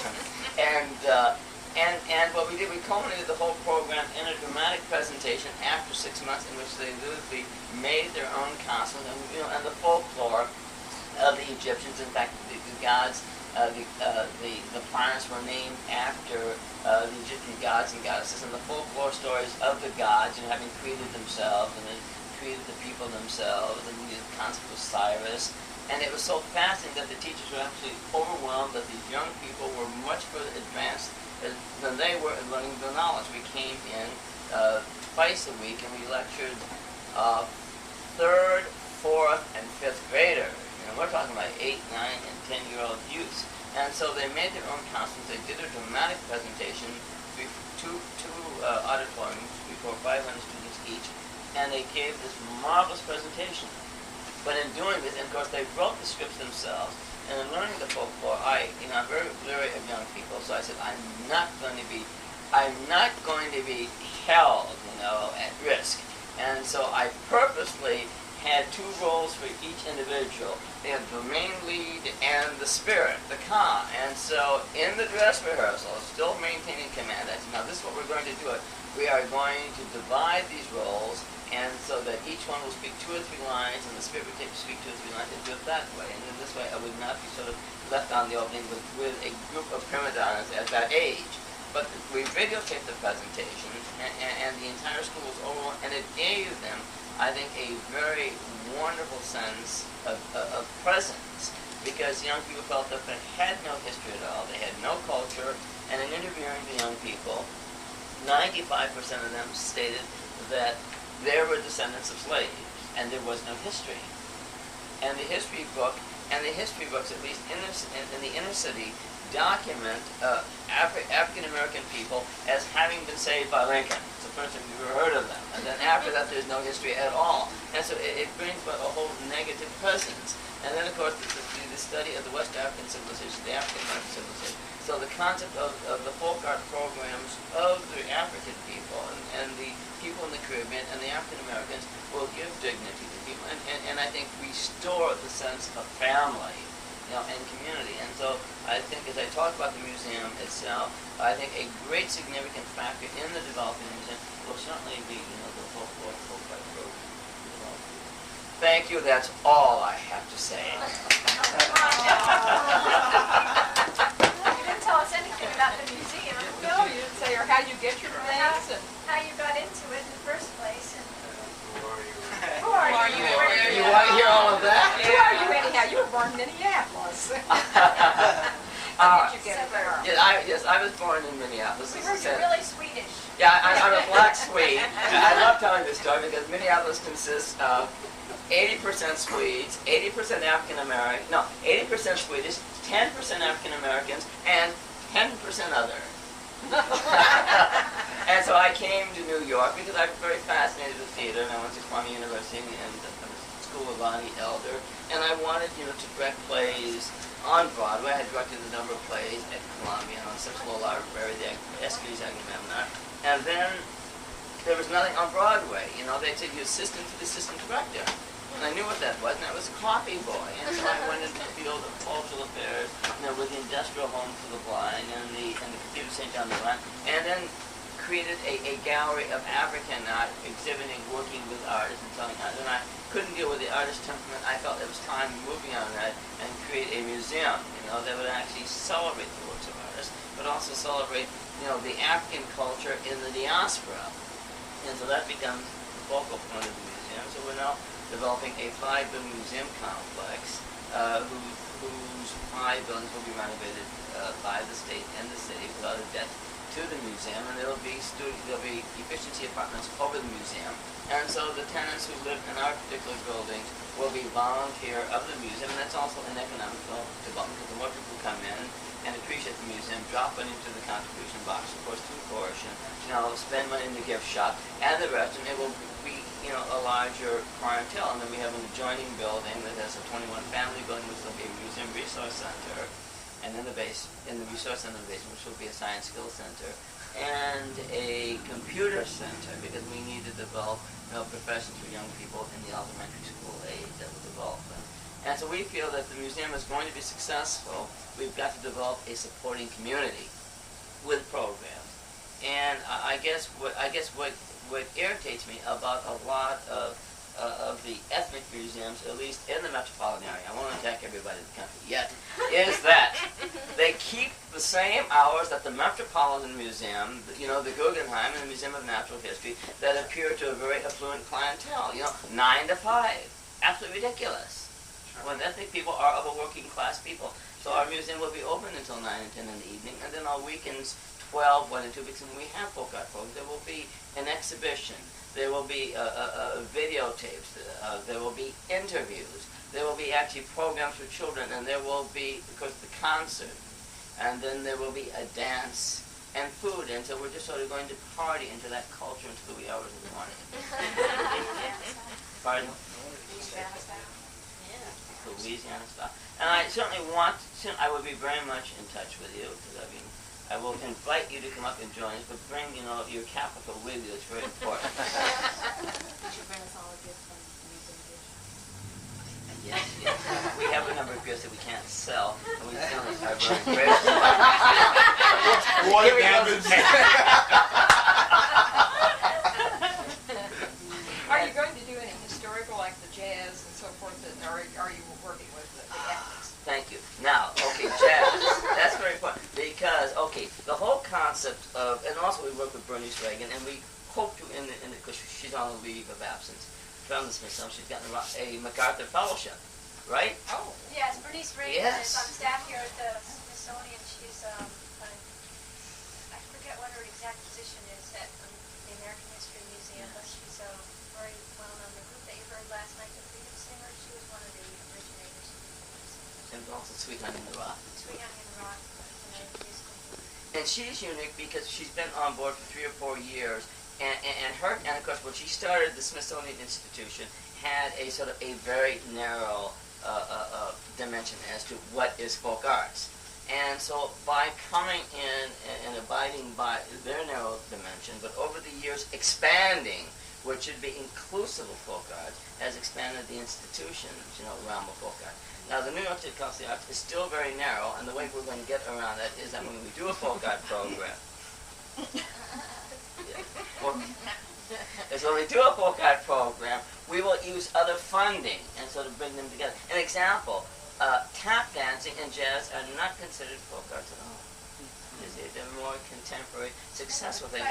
Last year, not by the New York State Council of the Arts. oh, not by New York, but last year a tap dancer won a National Heritage Award. Yes, but I said again, the New York State Council of the Arts still has a very narrow guideline. In fact, I think last month they did a whole series on reggae, and the folk arts program had to actually go to the NISCA board and fight and argue over that particular program.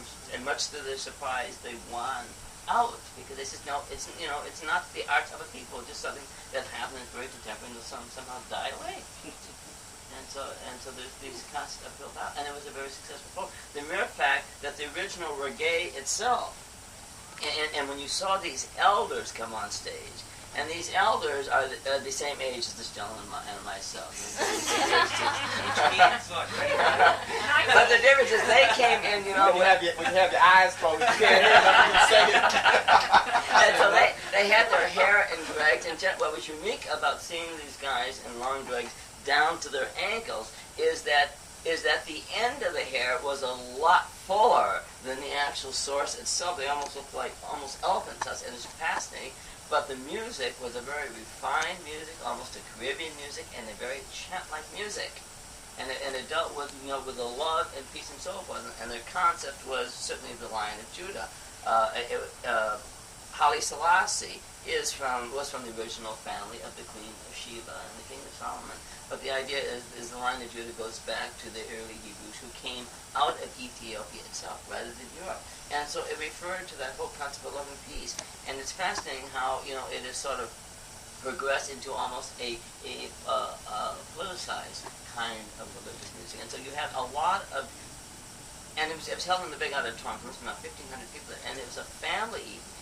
But when the evening was over, and the young Jamaican, the young people in their 20s and teenagers, I mean, they left the whole thing, very militant because they were not prepared, for this whole kind of sort of passive presentation. They did not understand the roots of their own religion, which came about in the 50s in Jamaica itself. So it was a very important program. And then they had 4 or 5 continuous programs that led up to the whole contemporary reggae music with ancient vibrations, contemporary groups.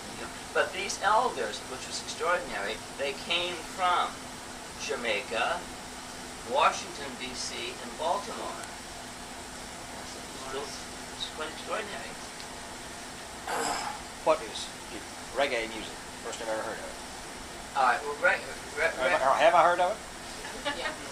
Well, from where he comes from, possibly not. What is it really? No, all right. Well, no, it is a music mostly of the Africans in Jamaica, as opposed to the mulattoes. Oh, I've heard, yeah. And who were really an isolated community. I've heard of it, but didn't know what it was. Okay, That's what I want to hear. all right. Yeah, that's what. Okay. It's a Rastas. Yes. But I mean, very few. You would not originally find any fair-skinned Rastafarians. There'd always be, sort of the black Arabs. Oh, you do now. Well, I mean, no, I'm talking about mostly originally. You see, because there was 2 societies in Jamaica. Yeah, but a lot of non-mulattoes are not Rastas. I mean, not all true. Jamaica Rastas don't incorporate everyone. No. Fair or dark skin. No, it's a sect right. which is. Right, it was a small group of people who began, but it was sort of, to almost an alienation, because you find maybe the mulatto Jamaicans, are very snobbish, and it's always those people, you see, and so it brought about almost a whole society within itself. That's my point. Became very popular with several, groups. You might have heard of some of the groups, Bob Marley and the Wailers and Jimmy Cliff. I may have saw on TV. I've heard the word. Yeah. And I knew it had to do with music, but I still didn't really know what.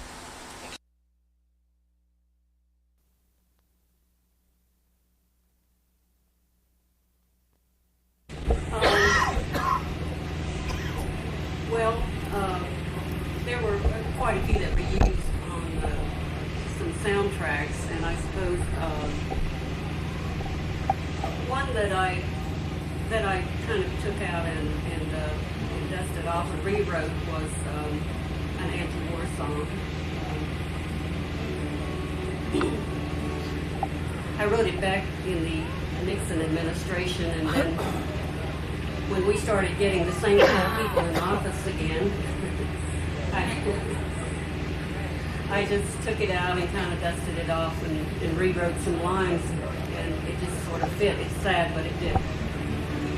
It's an anti-war song. I saw a gray-haired mother crying softly in her door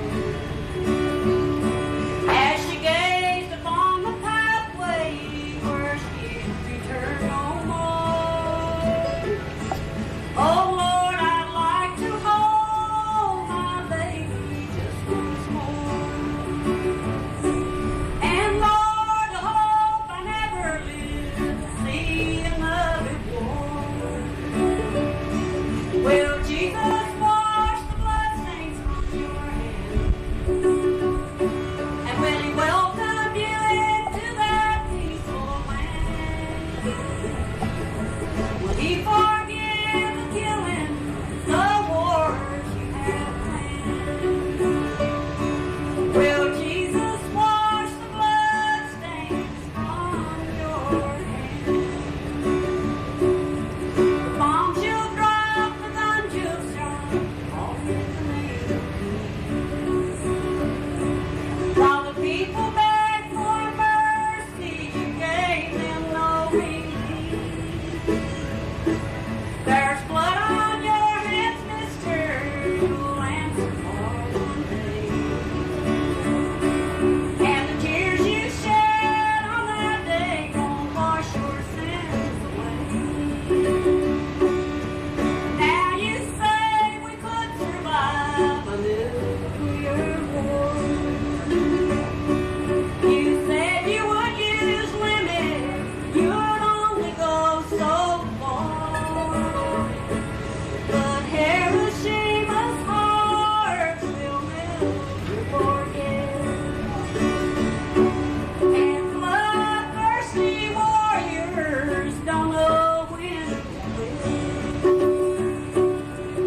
Jesus washed the bloodstains from your hands. Will He welcome you into that peaceful land? Will He forgive the killing, the wars and plans? Will Jesus wash the bloodstains from your hands?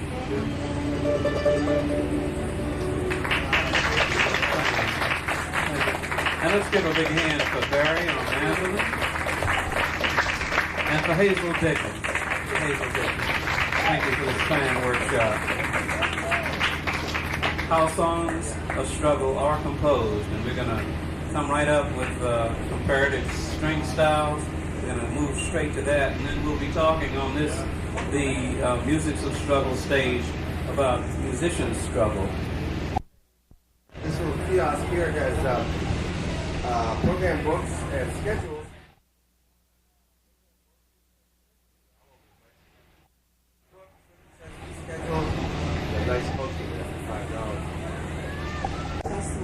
Today we have in our Music of Struggle workshop a workshop on comparative string styles, how these instruments are used to compose struggle music.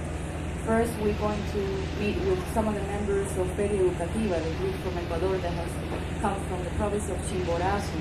And afterwards, we'll speak to Rita and Patricia Wells-Solórzano, who is from the group of Alma, the Chicano group that works with the Chicano farm workers movement. We have with us Carlos Ahitimbay Cruz, who is the director of the center to which the Feria Educativa, the musical group from Ecuador, belongs. Also, Victor Manuel León Bastidas in the center, and Juan Pablo Alcancela right next to me. And Carlos is going to be explaining to us about the uses of these instruments in the composing of their struggle music. Carlos. Bueno, ante todo quisiera, a nombre de los que hacemos del Grupo Feria Educativa de Ecuador, saludarles y buenos días. vamos a este taller a hablar acerca de los instrumentos de cuerda y específicamente de la guitarra, requinto, bandolín y el charango. Carlos says he's welcome everyone, and he says they're going to be introducing 4 string instruments: the guitar, the requinto, the charango, and the bandolin, which are traditional instruments for them, and how they use them in their protest songs.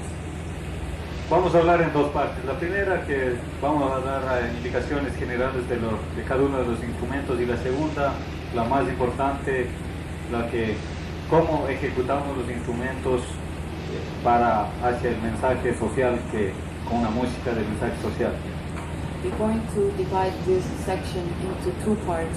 The first one to introduce the instruments, and the second one, and most important one, how they use them in the composing of their songs for struggle. Yeah. Comenzamos con la guitarra. They want to introduce first the guitar. La guitarra normalmente nosotros la utilizamos en nuestro país para tocar música protesta y música folclórica. Y la guitarra siempre va acompañado o acompaña a la guitarra al requinto y al bandolín. The guitar is used in the land for protest music, and they usually accompany with the requinto and the bandolin, which is what Carlos has, bandolin, and the requinto that Victor has.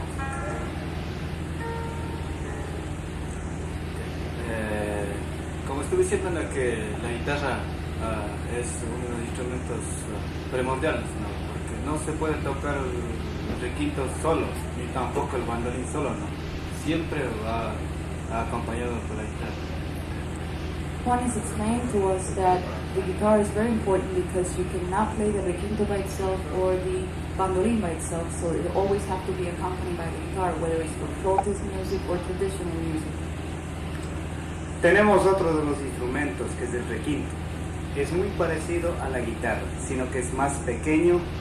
La caja siempre tiene que ser un poco más ancha y siempre tiene que haber esta ondulada para que tengamos mayor facilidad de hacer punteo. Este instrumento es muy utilizado en el Ecuador, es muy parecido a la guitarra. Más lo utilizamos así cuando no tocamos mucho en grupos, sino para un dúo, trío, cuarteto, solista. Especialmente se lo ejecuta, se caracteriza por ser un instrumento de punteo. Como decía, en Ecuador es muy utilizado y yo creo que por aquí también deben conocerlo, más que todo en toda Latinoamérica.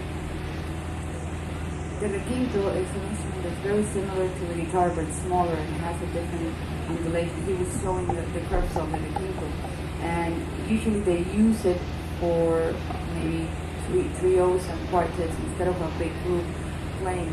They would use it more when they have 3, 4, perhaps 5 people playing instruments, string instruments.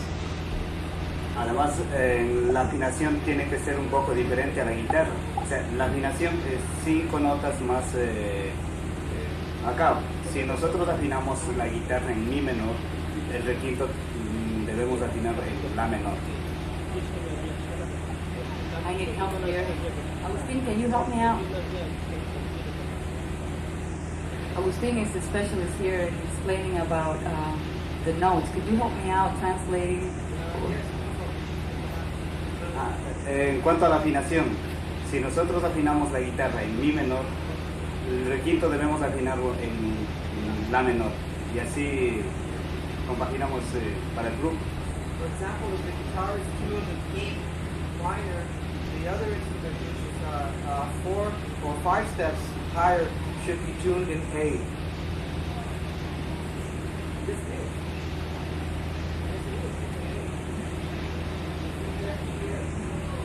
Thank you. Continuando con el bandolín, tiene solamente apenas 15 cuerdas y sirve para hacer el punteo, y más adelante vamos a ver en qué melodías, en qué música interpretamos, ejecutamos. Carlos has just explained about the bandolin, which has 15 strings, and they want to demonstrate how they use that instrument into their music. And what he's holding right now in his hand is the charango, which they will be... ¿Vas a presentar charango? Este es un instrumento de charango que tiene origen en Bolivia y tiene de diferentes estructuras. Este es de madera, ahí los originales son de un animalito que se llama quirquicho, ¿no? Y tiene 10 cuerdas. También vamos a tocar melodías específicas con este instrumento. We will be using specific songs, protest songs with charango. It has 10 strings, and there's different ways of making the charango. That one's made out of wood, but originally it's made with a back of a special animal back in the Andes. La segunda parte tiene que ver es, vamos a interpretar algunas melodías, solo cortes nada más, dando el mensaje, qué es lo que queremos con esa canción. En primer lugar vamos a interpretar una melodía que hace 400 años. They want to now present parts of different songs, so you can see how they use these instruments. All these songs are protest songs. The first one is called 500 Years, and it has to do with the Indian movement, which is called 500 Years of Indian Resistance. It's a very strong protest song, and they're going to do part of it now, 500 Years. En esta canción la letra es una recopilación que se hizo en diferentes comunidades. Recordemos, haciendo reminiscencia histórica, de que hace 500 años Cristóbal Colón descubrió América en ese entonces y pusieron el nombre de indio porque por confusión hipócrita de Colón, ¿no? Entonces todos creían de que somos indios por esa mala, digamos, imagen que tuvo él. Carlos is explaining that the lyrics of this song was composed in different Indian communities, and it is a historical reminiscence of the event that took place 500 years ago when Christopher Columbus arrived to their land, and how they were given the name of Indians by mistake, and how now they have to carry the name of Indians by that mistake. Entonces vinieron y creyeron de que aquí en nuestro país, en Ecuador, pensaron de que los indios, los indígenas, los aborígenes no tenían ni siquiera el alma, no consideraban como personas, sino más bien como objetos.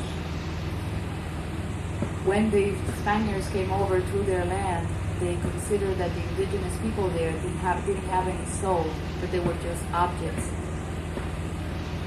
Y en el momento que vinieron, trajeron su cultura ajena y trataban de imponer, violaban a las mujeres, maltrataban, explotaban inmisericordiamente, y todo eso hace de que los indígenas se huyan hacia los páramos.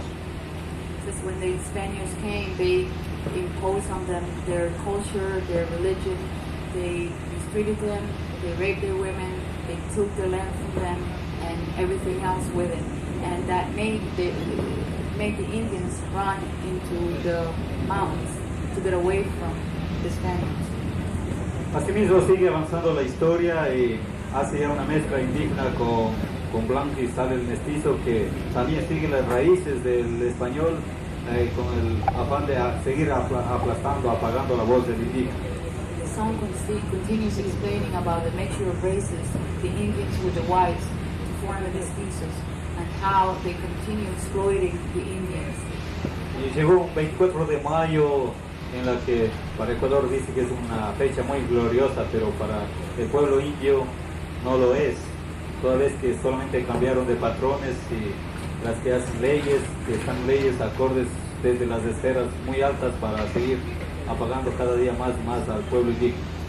And then it talks about May 24th, which is the day in which the laws for the Indians were changed, and they were imposed laws that didn't come from their tradition.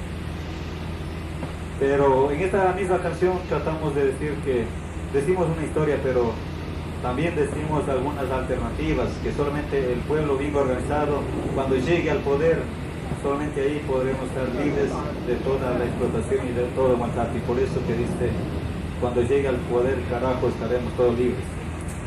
So the song is not just a historical reminiscence, it's also a song that presents alternatives to the social conditions that they are undertaking now, and it says that pretty soon they will be able to break the chains and the injustice that they are suffering, and that they will be equality for all once they reach power. Vamos a interpretar una partecita, una estrofa de esta canción. Vamos a utilizar la guitarra y el requinto. El requinto específicamente sirve para este tipo de música. They're going to play now parts of the song 500 Years, and they're going to use the guitar and the requinto for it.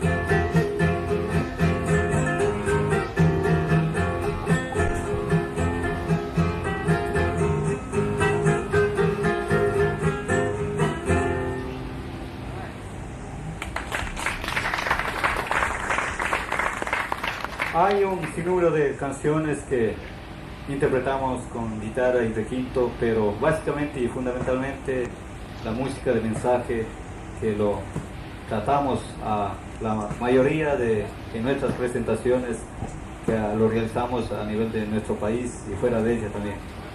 There's a lot of songs they use these instruments with, but basically it's protest songs that they use the combination of the two instruments. Now they're going to present the bandolin. Ahora vamos a utilizar e interpretar el bandolín.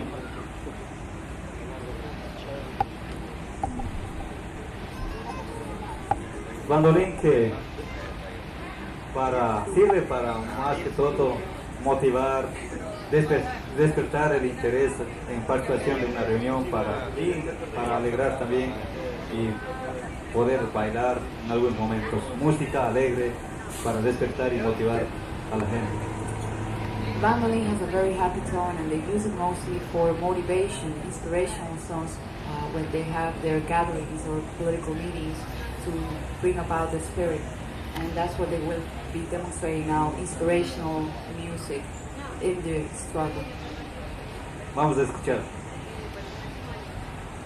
Antes de esto, este instrumento posee 15 cuerdas en 5 grupos de a 3.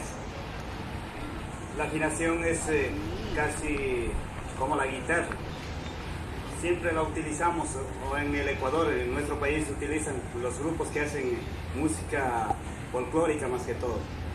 Siempre tiene que ser acompañado, especialmente en nuestro país la utilizamos como un instrumento con mucha prioridad. This instrument has 15 strings, 5 sets of 3 strings, and they use this instrument also for their folkloric music, and it always has to be accompanied. You can't play it by itself.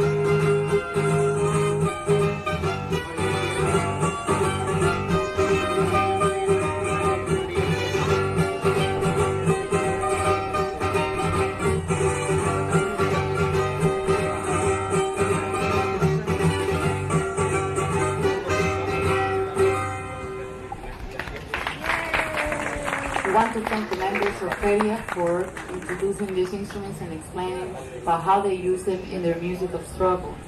At this point, we'd like to call Gracias, Carlos, Victor, and Juan. We'd like to call at this point Agustin Lira and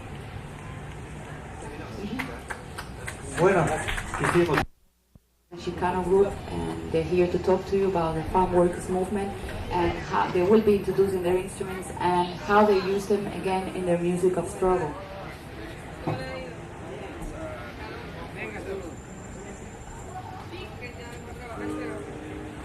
Agustín.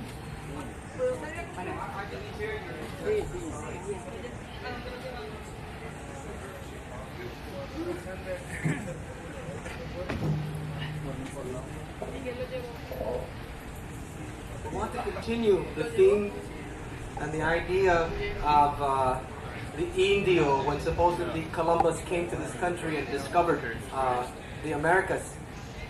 Columbus did not discover the Americas, he kind of fell into them because the Americas were already there, and when he threw over the anchor, it was the Indians that picked it up and told him where to put it. This land has always belonged to the Indians, and it's always belonged to the Mexican people. This land was always inhabited by those people, as far back as I can remember. If you look back in history, you'll see that it can be proven. Mood, M-O-O-D, is the tool with which musicians communicate. We have to figure out how to communicate those feelings, the sadness, the gaiety, the brightness. And though it is difficult because we're only using, so many keys, it is also so many notes. These notes are used over and over, and that's how we do it. I want to concentrate here on this particular song. The requinto, this one over here, actually is a tercerola. But the requinto is 2 and 4 steps higher. And the principal role, especially in our music, is so that it can describe certain things that the human voice cannot talk about. And let us demonstrate a little piece. This is called Indio, which means Indian.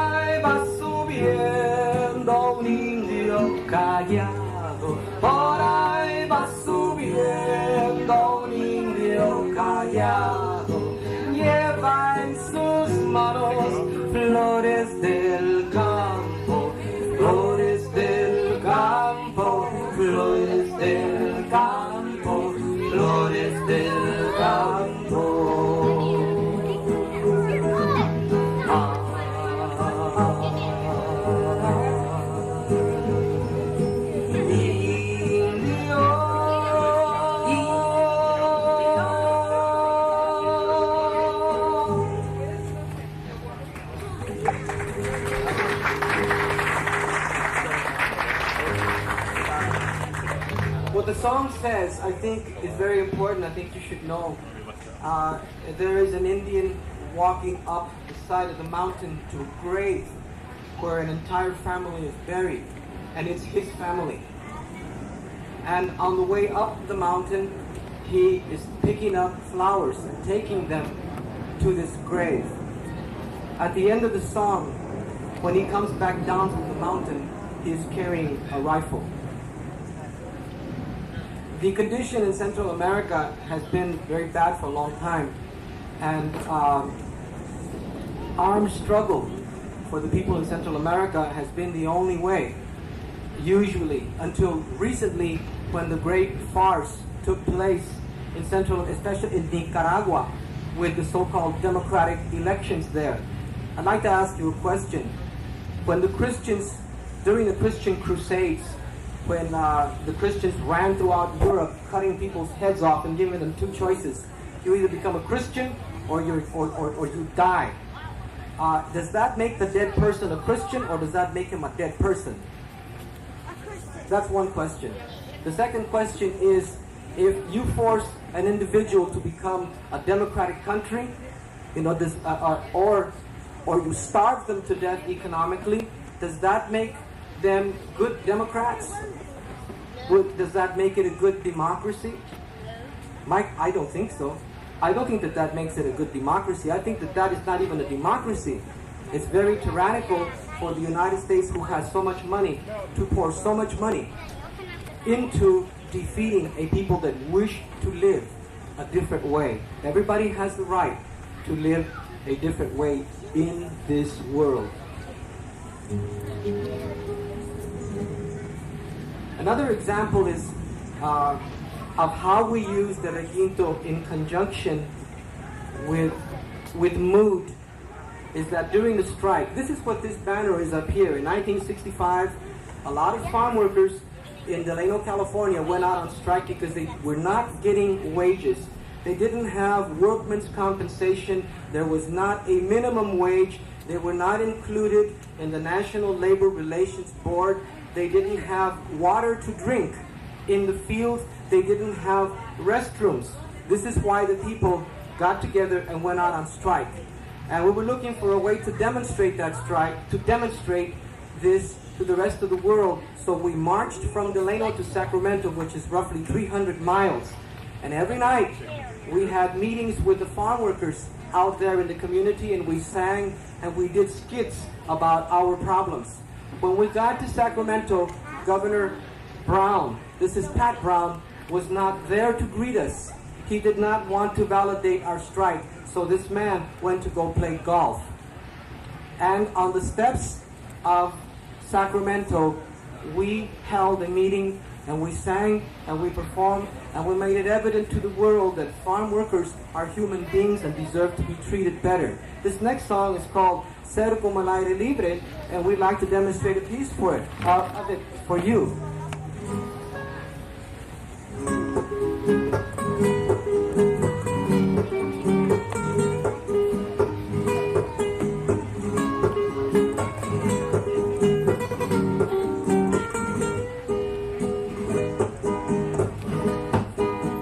Ser como el aire libre no más se pasa volando. Ser como la paloma también se pasa volando. Cuando yo era chico,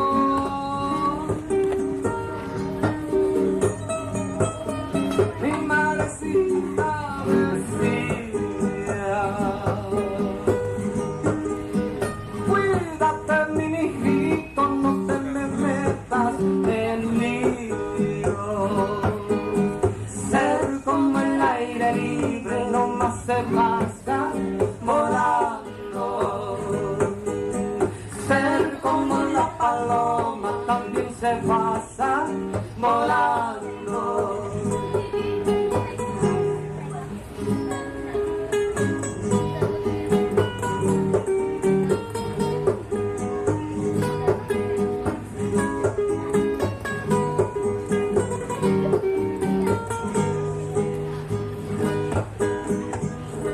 As you can see,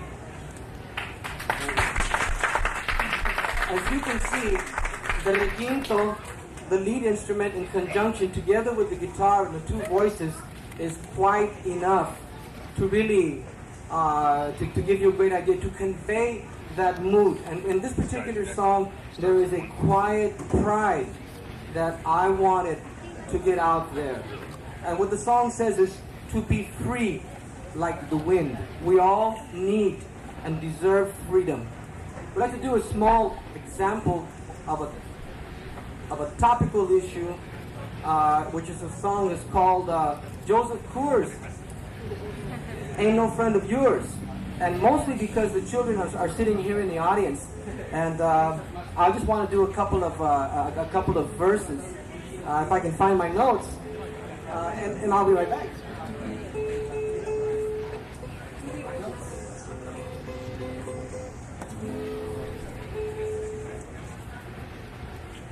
Welcome.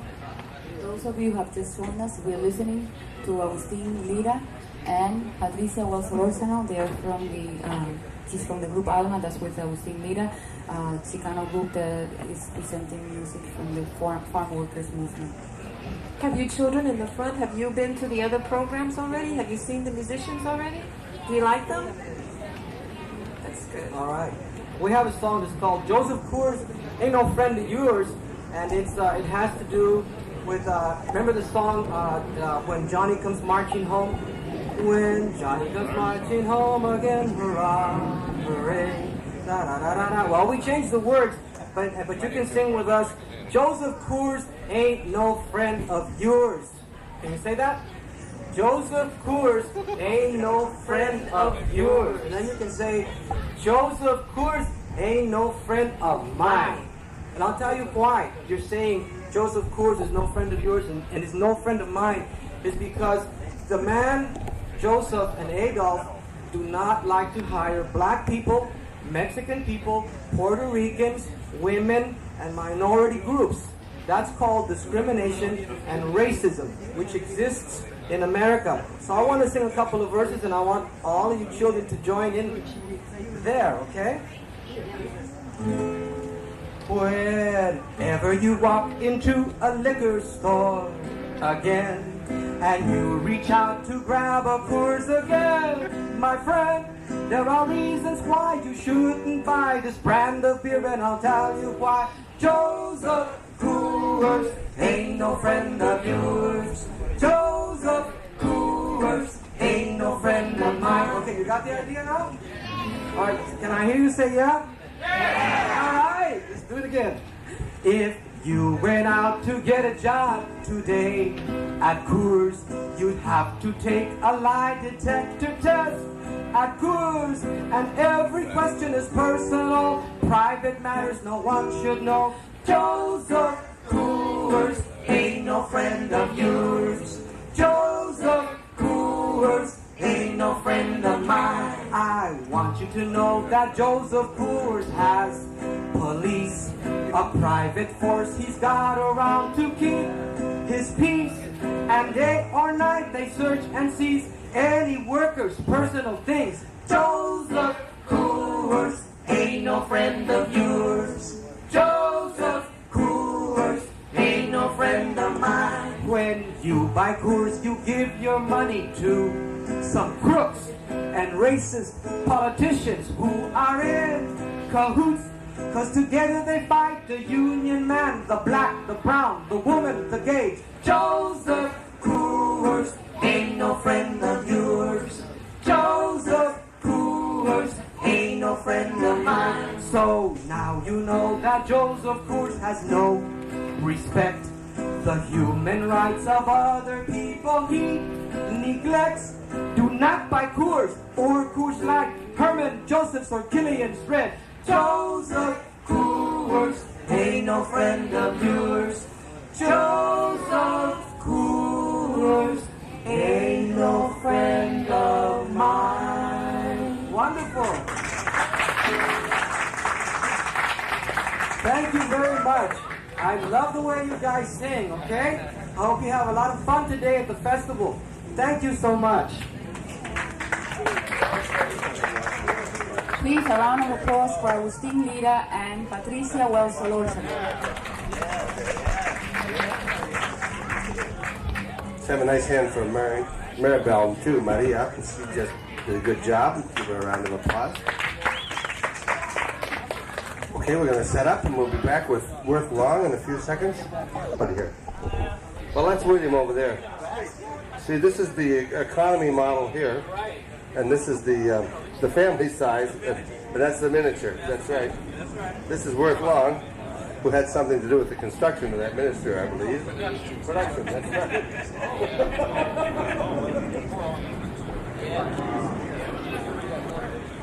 Okay, I want to welcome you to the Musics of Struggle stage. We're having some really good workshops this morning. I noticed you're from the Institute, is that right? Indeed so.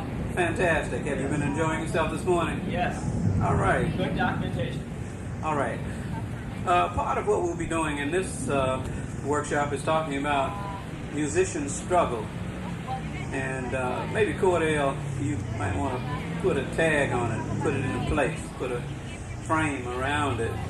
The whole question of the struggle of musicians, why they write some of the songs we've just heard, for instance. But in particular also the whole idea of the writer, the musician, and how they struggle against the odds. But especially those we want to put some emphasis on today are those who write songs of struggle. So we want to put it in that context. Cordell Reagan, and in fact, would you introduce yourself and then also Odette? Odette first. Odette. I'm Cordell Reagan, and I sing with Freedom Singers, which is a group that came out of the Student Nonviolent Coordinating Committee in the early 60s when we were involved in struggle around the sit-in movements, the freedom rides, the voting rights movement, and so on. I was a singer doing rock and roll and gospel music before I got involved in the movement, and my whole point about music changed at that time. Okay. And I'm Audit Rujman from a Palestinian group, Sabri. And we're trying to make a new Palestinian song, which before that we had only traditional Palestinian songs. Okay. You've just said that, Odette. What does that mean to you as a musician? What complexities does that put on you? What complications does that make for you? It was really hard for the group to start with this music, because all what was there is traditional music, and so people were used to this kind only. So we started with using Oriental instruments besides some Western like guitar and bass guitar, but in a new style. And it was really hard for the ear at first, at the beginning, and we had to work on it to make people share with us when we have concerts and so on, until they got used to that this is something new and things have to go on, you don't stop at one stage of music. Yeah. What would if you had continued in the traditional vein, what would you be doing? What kind of music would you be playing, and under what conditions? Before the Israeli occupation, there were those traditional songs that used to talk about farmers and the farmer life, about the land, olive trees, and all these songs. And after the occupation, the tunes mostly remained the same, but the lyrics changed. And they started expressing how people felt under occupation, and so many of the lyrics were changed into a new context. Right. But for us, it was not enough. I mean, we have to work on the lyrics and on the music itself also to become as one unity, Mm-hmm. Can you give me an example of the earlier songs, and a short example, and a short example of where the music has gone, where it came from, where it's gone? Yeah. I'll play one traditional song.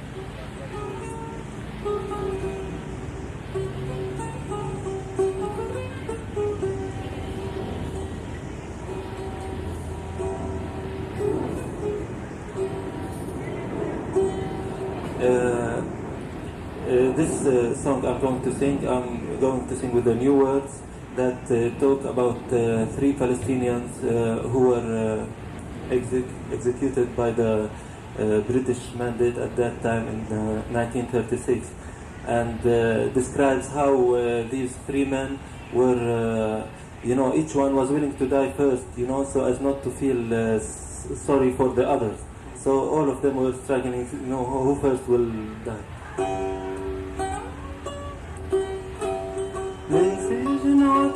طلعت جنازي محمد زمزم فؤاد حجازي جازي عليهم يا شعبي جازي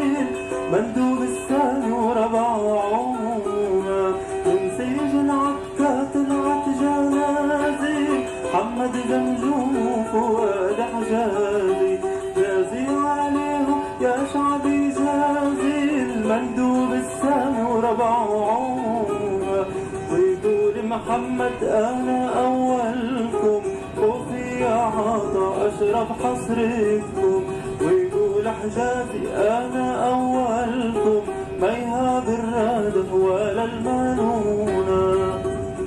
So this is the traditional way of singing.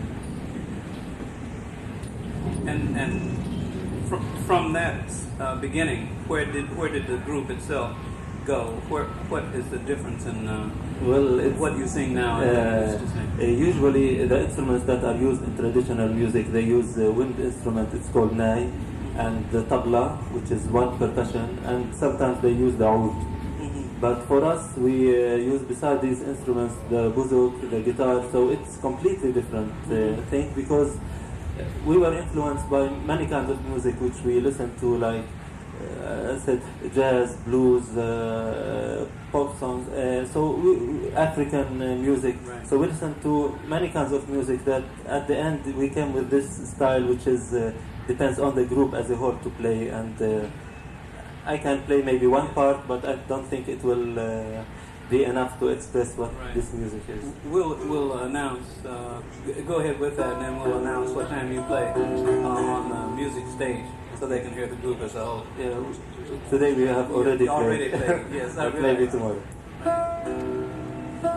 This song, it comes from a legend, which is about a girl, little girl called Jbene, and her parents for a long time have been waiting for a girl, and there she comes, but was kidnapped by a wolf, and but she survived and sent messages with the birds, trying to tell her parents that she's still surviving and will continue on. So the poet, who's one of our friends, he took this legend and talked about things that are related to this story, but talk about today.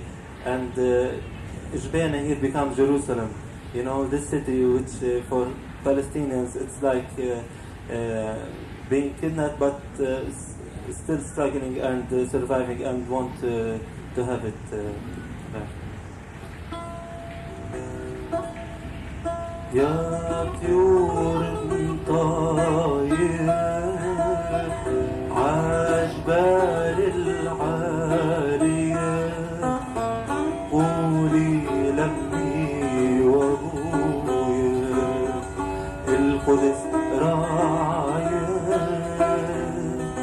ترعى والسود تمشي بس وتنام تحت الدالية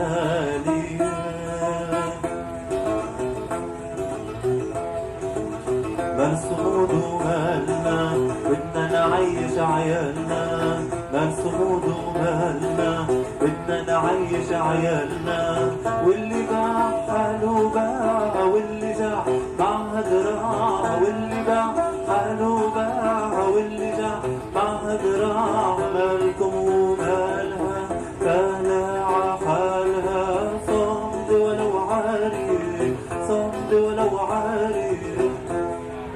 This is a part of the song.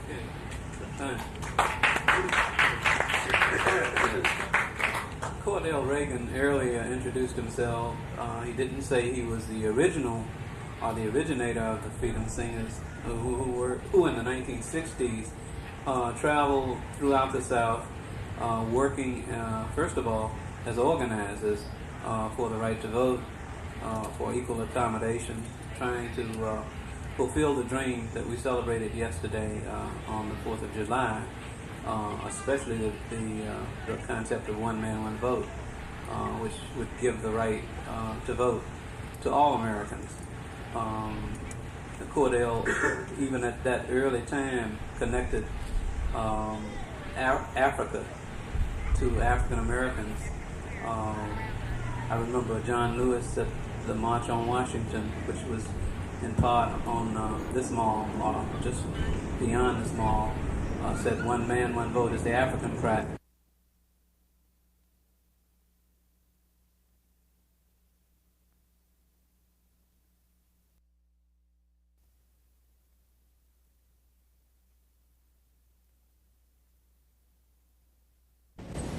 difficult. What we do, for instance, as people who are involved in music of struggle, is to use that music to organize with. So we take this music, we sing it on street corners, we sing it on the marches, we sing it in churches, we sing it on the demonstrations, and everything. It becomes a rallying cry to help inspire people to safety because of the fear that you feel when you are involved in these kind of practices. It supports the community. But one of the things that happened as the civil rights movement, for instance, like really blossomed into an international cause, then a lot of other people who were not, as we say, freedom singers, jumped on the bandwagon, for instance, and began. It's kind of a tradition in America: when something's hot, somebody else comes along and steals your thunder, as we say. And this is one of the biggest problems we had. We had tremendous problems with white organizations and white musicians who began to try and cop the music of the struggle and make it commercial, and who began to write topical songs on the social issues we were fighting. And what happened was that some of them became very rich and very successful, but they were never really involved in the movement. And here we are, the original people. I mean, it's even like today, when some of the most important rallies and things are going on, we are never asked. You know, so that the message we want to give out, where there are the greatest number of people, we are not asked. In fact, we are looked at quite a bit as a little bit too radical as singers now with the message. It's like, it's no longer your movement, it's ours. And this is really probably the biggest struggle for most people who are involved in music of struggle. The other part is transitioning. Can we add that recognition and respect? Absolutely, Okay. Absolutely. I mean, it's a big beef of mine because some of the people are my friends that I sit here now and talk about, but I want to make it a personal beef. The other thing is transitioning. One of the things that I'm working on right now, I've gotten very involved in the environmentalist movement and just helped create a new organization on the West Coast called Earth Island Institute Urban Habitat Program. Our position is that the most endangered species on the face of the earth is the human being, and we make them first. The issue is environmental justice and social justice. And of course, in our workshops, what we've been talking about is how do we create a new music, which is the same thing he's talking about. And when we started researching and going through many songs, from topical songwriters to old songs and how you can transition them, what we discovered was that there was no real body of work at all. I couldn't sit here and give you an example today of that. So what we are doing now is the same thing. We're saying that the major issue for us is going to be the issue of environmental and social justice connected together, rebuilding cities in balance with nature. And that won't happen, for instance, unless we create a music and a message that people can relate to. I mean, we can sit and talk to people all day long, but if you can't excite people, and some people don't deal with verbal language very well, but you start singing or playing for them, and they hear it then. They feel it. And so what we go to is your soul, your heart. Music tells you what the truth is. Right. Let me go back to the R&R, respect and recognition. I tag that to simplify it for myself, so I can understand that issue. But isn't it true that what you described, someone covering your music, is pretty much a process that exists within the music industry as a whole, and makes for exploitation of the originator of music at almost every level? Are you talking then about the special nature as it relates to black people and as you experience it yourself? I'm actually talking about any artist who are political artists, women, men, mixed groups. And what happens is it becomes very tempting for us too, let me tell you, because we get offers that we cannot accept. But the only reason we get the artists is because, I mean, it's like you take this big festival and there are a lot of people here. They're from record companies. They're from, they're agents who want to manage you and book you because they see, hey, this stuff is getting ready to go like wildfire again. So how can we co-opt you and put you in our little box? So they're not talking about struggle. They're talking about let's book you and what are the percentages and what record company can we get for you and how far will you bend away from, not how will you keep on doing what you're doing, but how far will you bend away from your principles to make some money. So there's always this lure out there. I mean, ever since we've been in existence, we've had this lure has been there because we've taken music of struggle and made it a unique thing and done some very unique things with it. But what happens is that the businessmen who control the record industry in America, most of the world, they see us as commercial products, which is in the 60s, for instance, when we were being heard a lot, and all of a sudden what happened was that Dylan wrote a lot of songs and it caught on, and the commercial record industry all of a sudden became the bedfellows of all of these topical singers, and Peter, Paul, and Mary, and people like that, and they then became the musical spokespeople for the movement. Yeah. You know, and this is a crime, and we struggle with, you know, people put money in front of your face, you want to take it sometime. But we have resisted that. The people who don't resist that, who say they're in struggle, become quite well known because they put a lot of money behind them and they sing music on the issues that we talk about, but they're commercial artists. They're not organizers. They don't work in the communities. They don't even go to the communities, and they very seldom give anything back. If anything, some of them might become minor philanthropists to save the guilt, but the truth is they're not in the movement. Yes, for that. Yeah, also, can we go?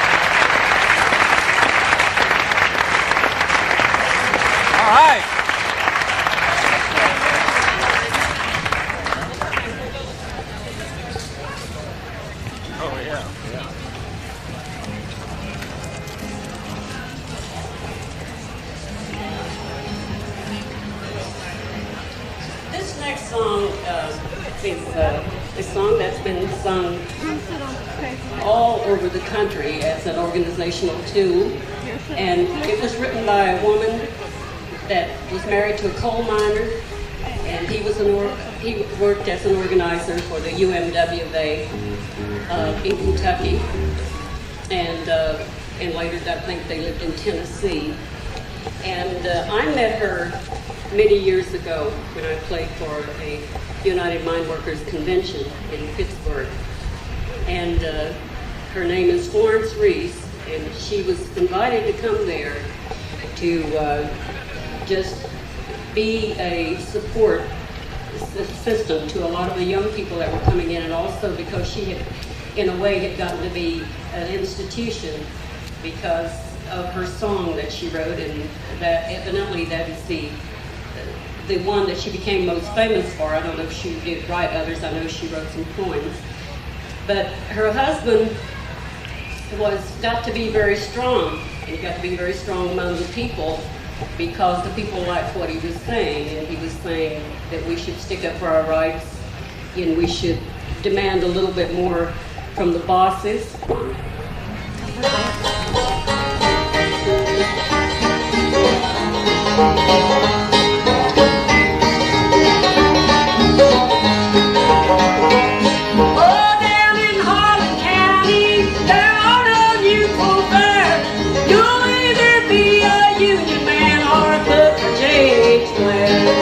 Which side are you on? Which side are you on?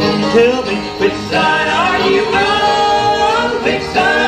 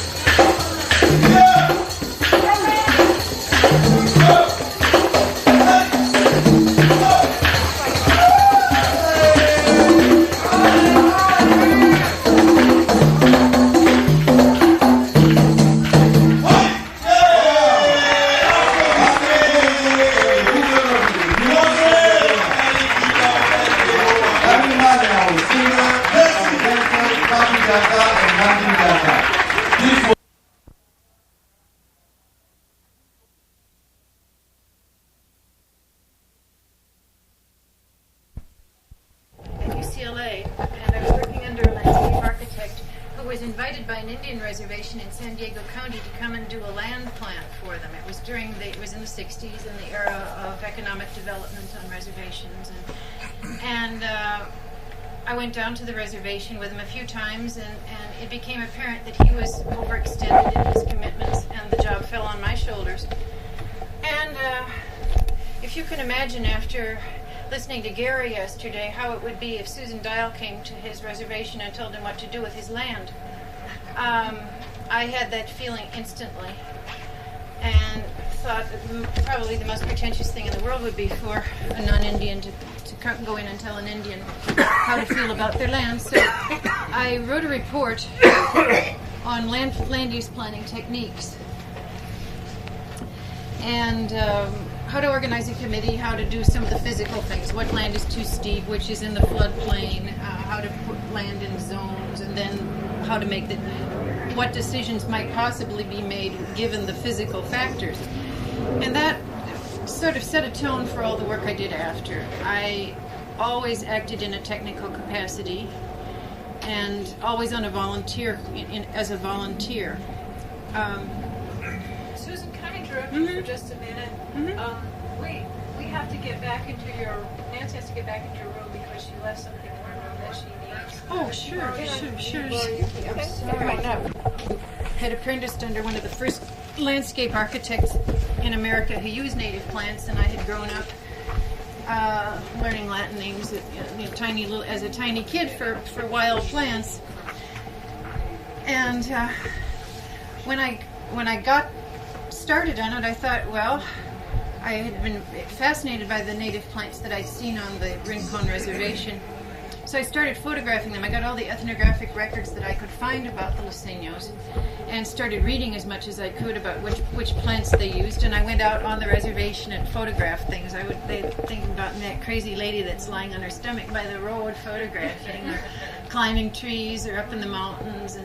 And I got several hundred photographs based on the literature, and then showed the photographs to the elders. Many of the elders couldn't move. They were bedridden, or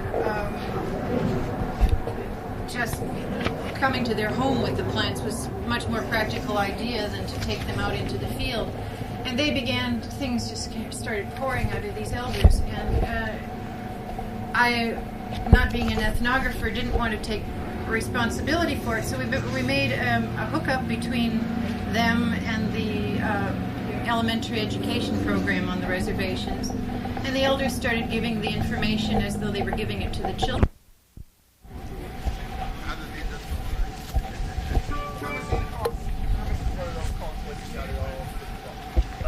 It can range anything from 5 to 50. Is that right? Yeah. And you see, sometimes you tell people a price and they so much, but it's a lot of work. You know, we do it because, you know, black people. I know this over the years. Don't mind I'm a black person. I'm talking freely about it. Black people have a tendency not to put a price on anything. I don't know if we're not good business people or what. We take things lightly. Like a man will do something. Oh, don't worry, that man. It's all right. You know. But other people, like white people, will say, oh, that will cost, and the barrel is so much, and we put in 55 hours work into it, and it per hour, and they get down to the business part of the day, and let you know every little tinklet, every little thing. And we also did have to send it to a machine shop to get it machined. When you know, like me, for me, and I know there's a lot of black people like that. They would say, all right, like she know, like she came by a couple days ago, and she said, I have a pan at home and it have the F sharp is out. I had forgotten her because you meet so much people in this place, you know. And then she showed up this morning. I thought she was a volunteer. So I asked her, you come to work with me? And she said, no. Even when she sat down, I didn't even realize this is the same person that's going to bring the pan. For me, the fix is when she opened the case, it's then the face make contact now. I said, oh, use the person. So now she bring it down. It's not only the F sharp is out. There's a lot of notes need correcting and putting right, you know. No, I wouldn't charge her. Maybe another portion of it. bass. Is that something that's got to happen, or I guess if you abuse it? If you abuse it. Like apparently he'll bounce here a little at the bottom, so that a little dent. It's the college drum, and like all these students that are learning that just come through and learn on it and bang on it. You shouldn't let them bang on it. You should tell them play, not bang. Make a little cardboard sign. I said not bang. It's not a hitting instrument. It's something to play. You see, people bang on it because they think it makes a noise. But it's not a noise instrument. Right. It's an instrument, a musical instrument. Yeah. So you is the one that has to deliver the message when you go back to school. Say, okay, put up a sign next to your stand and say, play, not bang. Because and you should do case. A lot of people build this type of case, but you see the bottom of the instrument here is resting on the case. I have invented a case, a solid case. And probably same shape, but it's also a stand too. So when you take out the instrument, you couple two rods, and it's also a stand, so you don't have to walk around with a stand. And in this case, I couple something like this. So this hangs and suspended like this. So the bottom don't get hit, you know. So that is what happening with a case like that. Probably that's why it got done. It's a delicate instrument, you know. So you should be careful with it. You know, take care of it.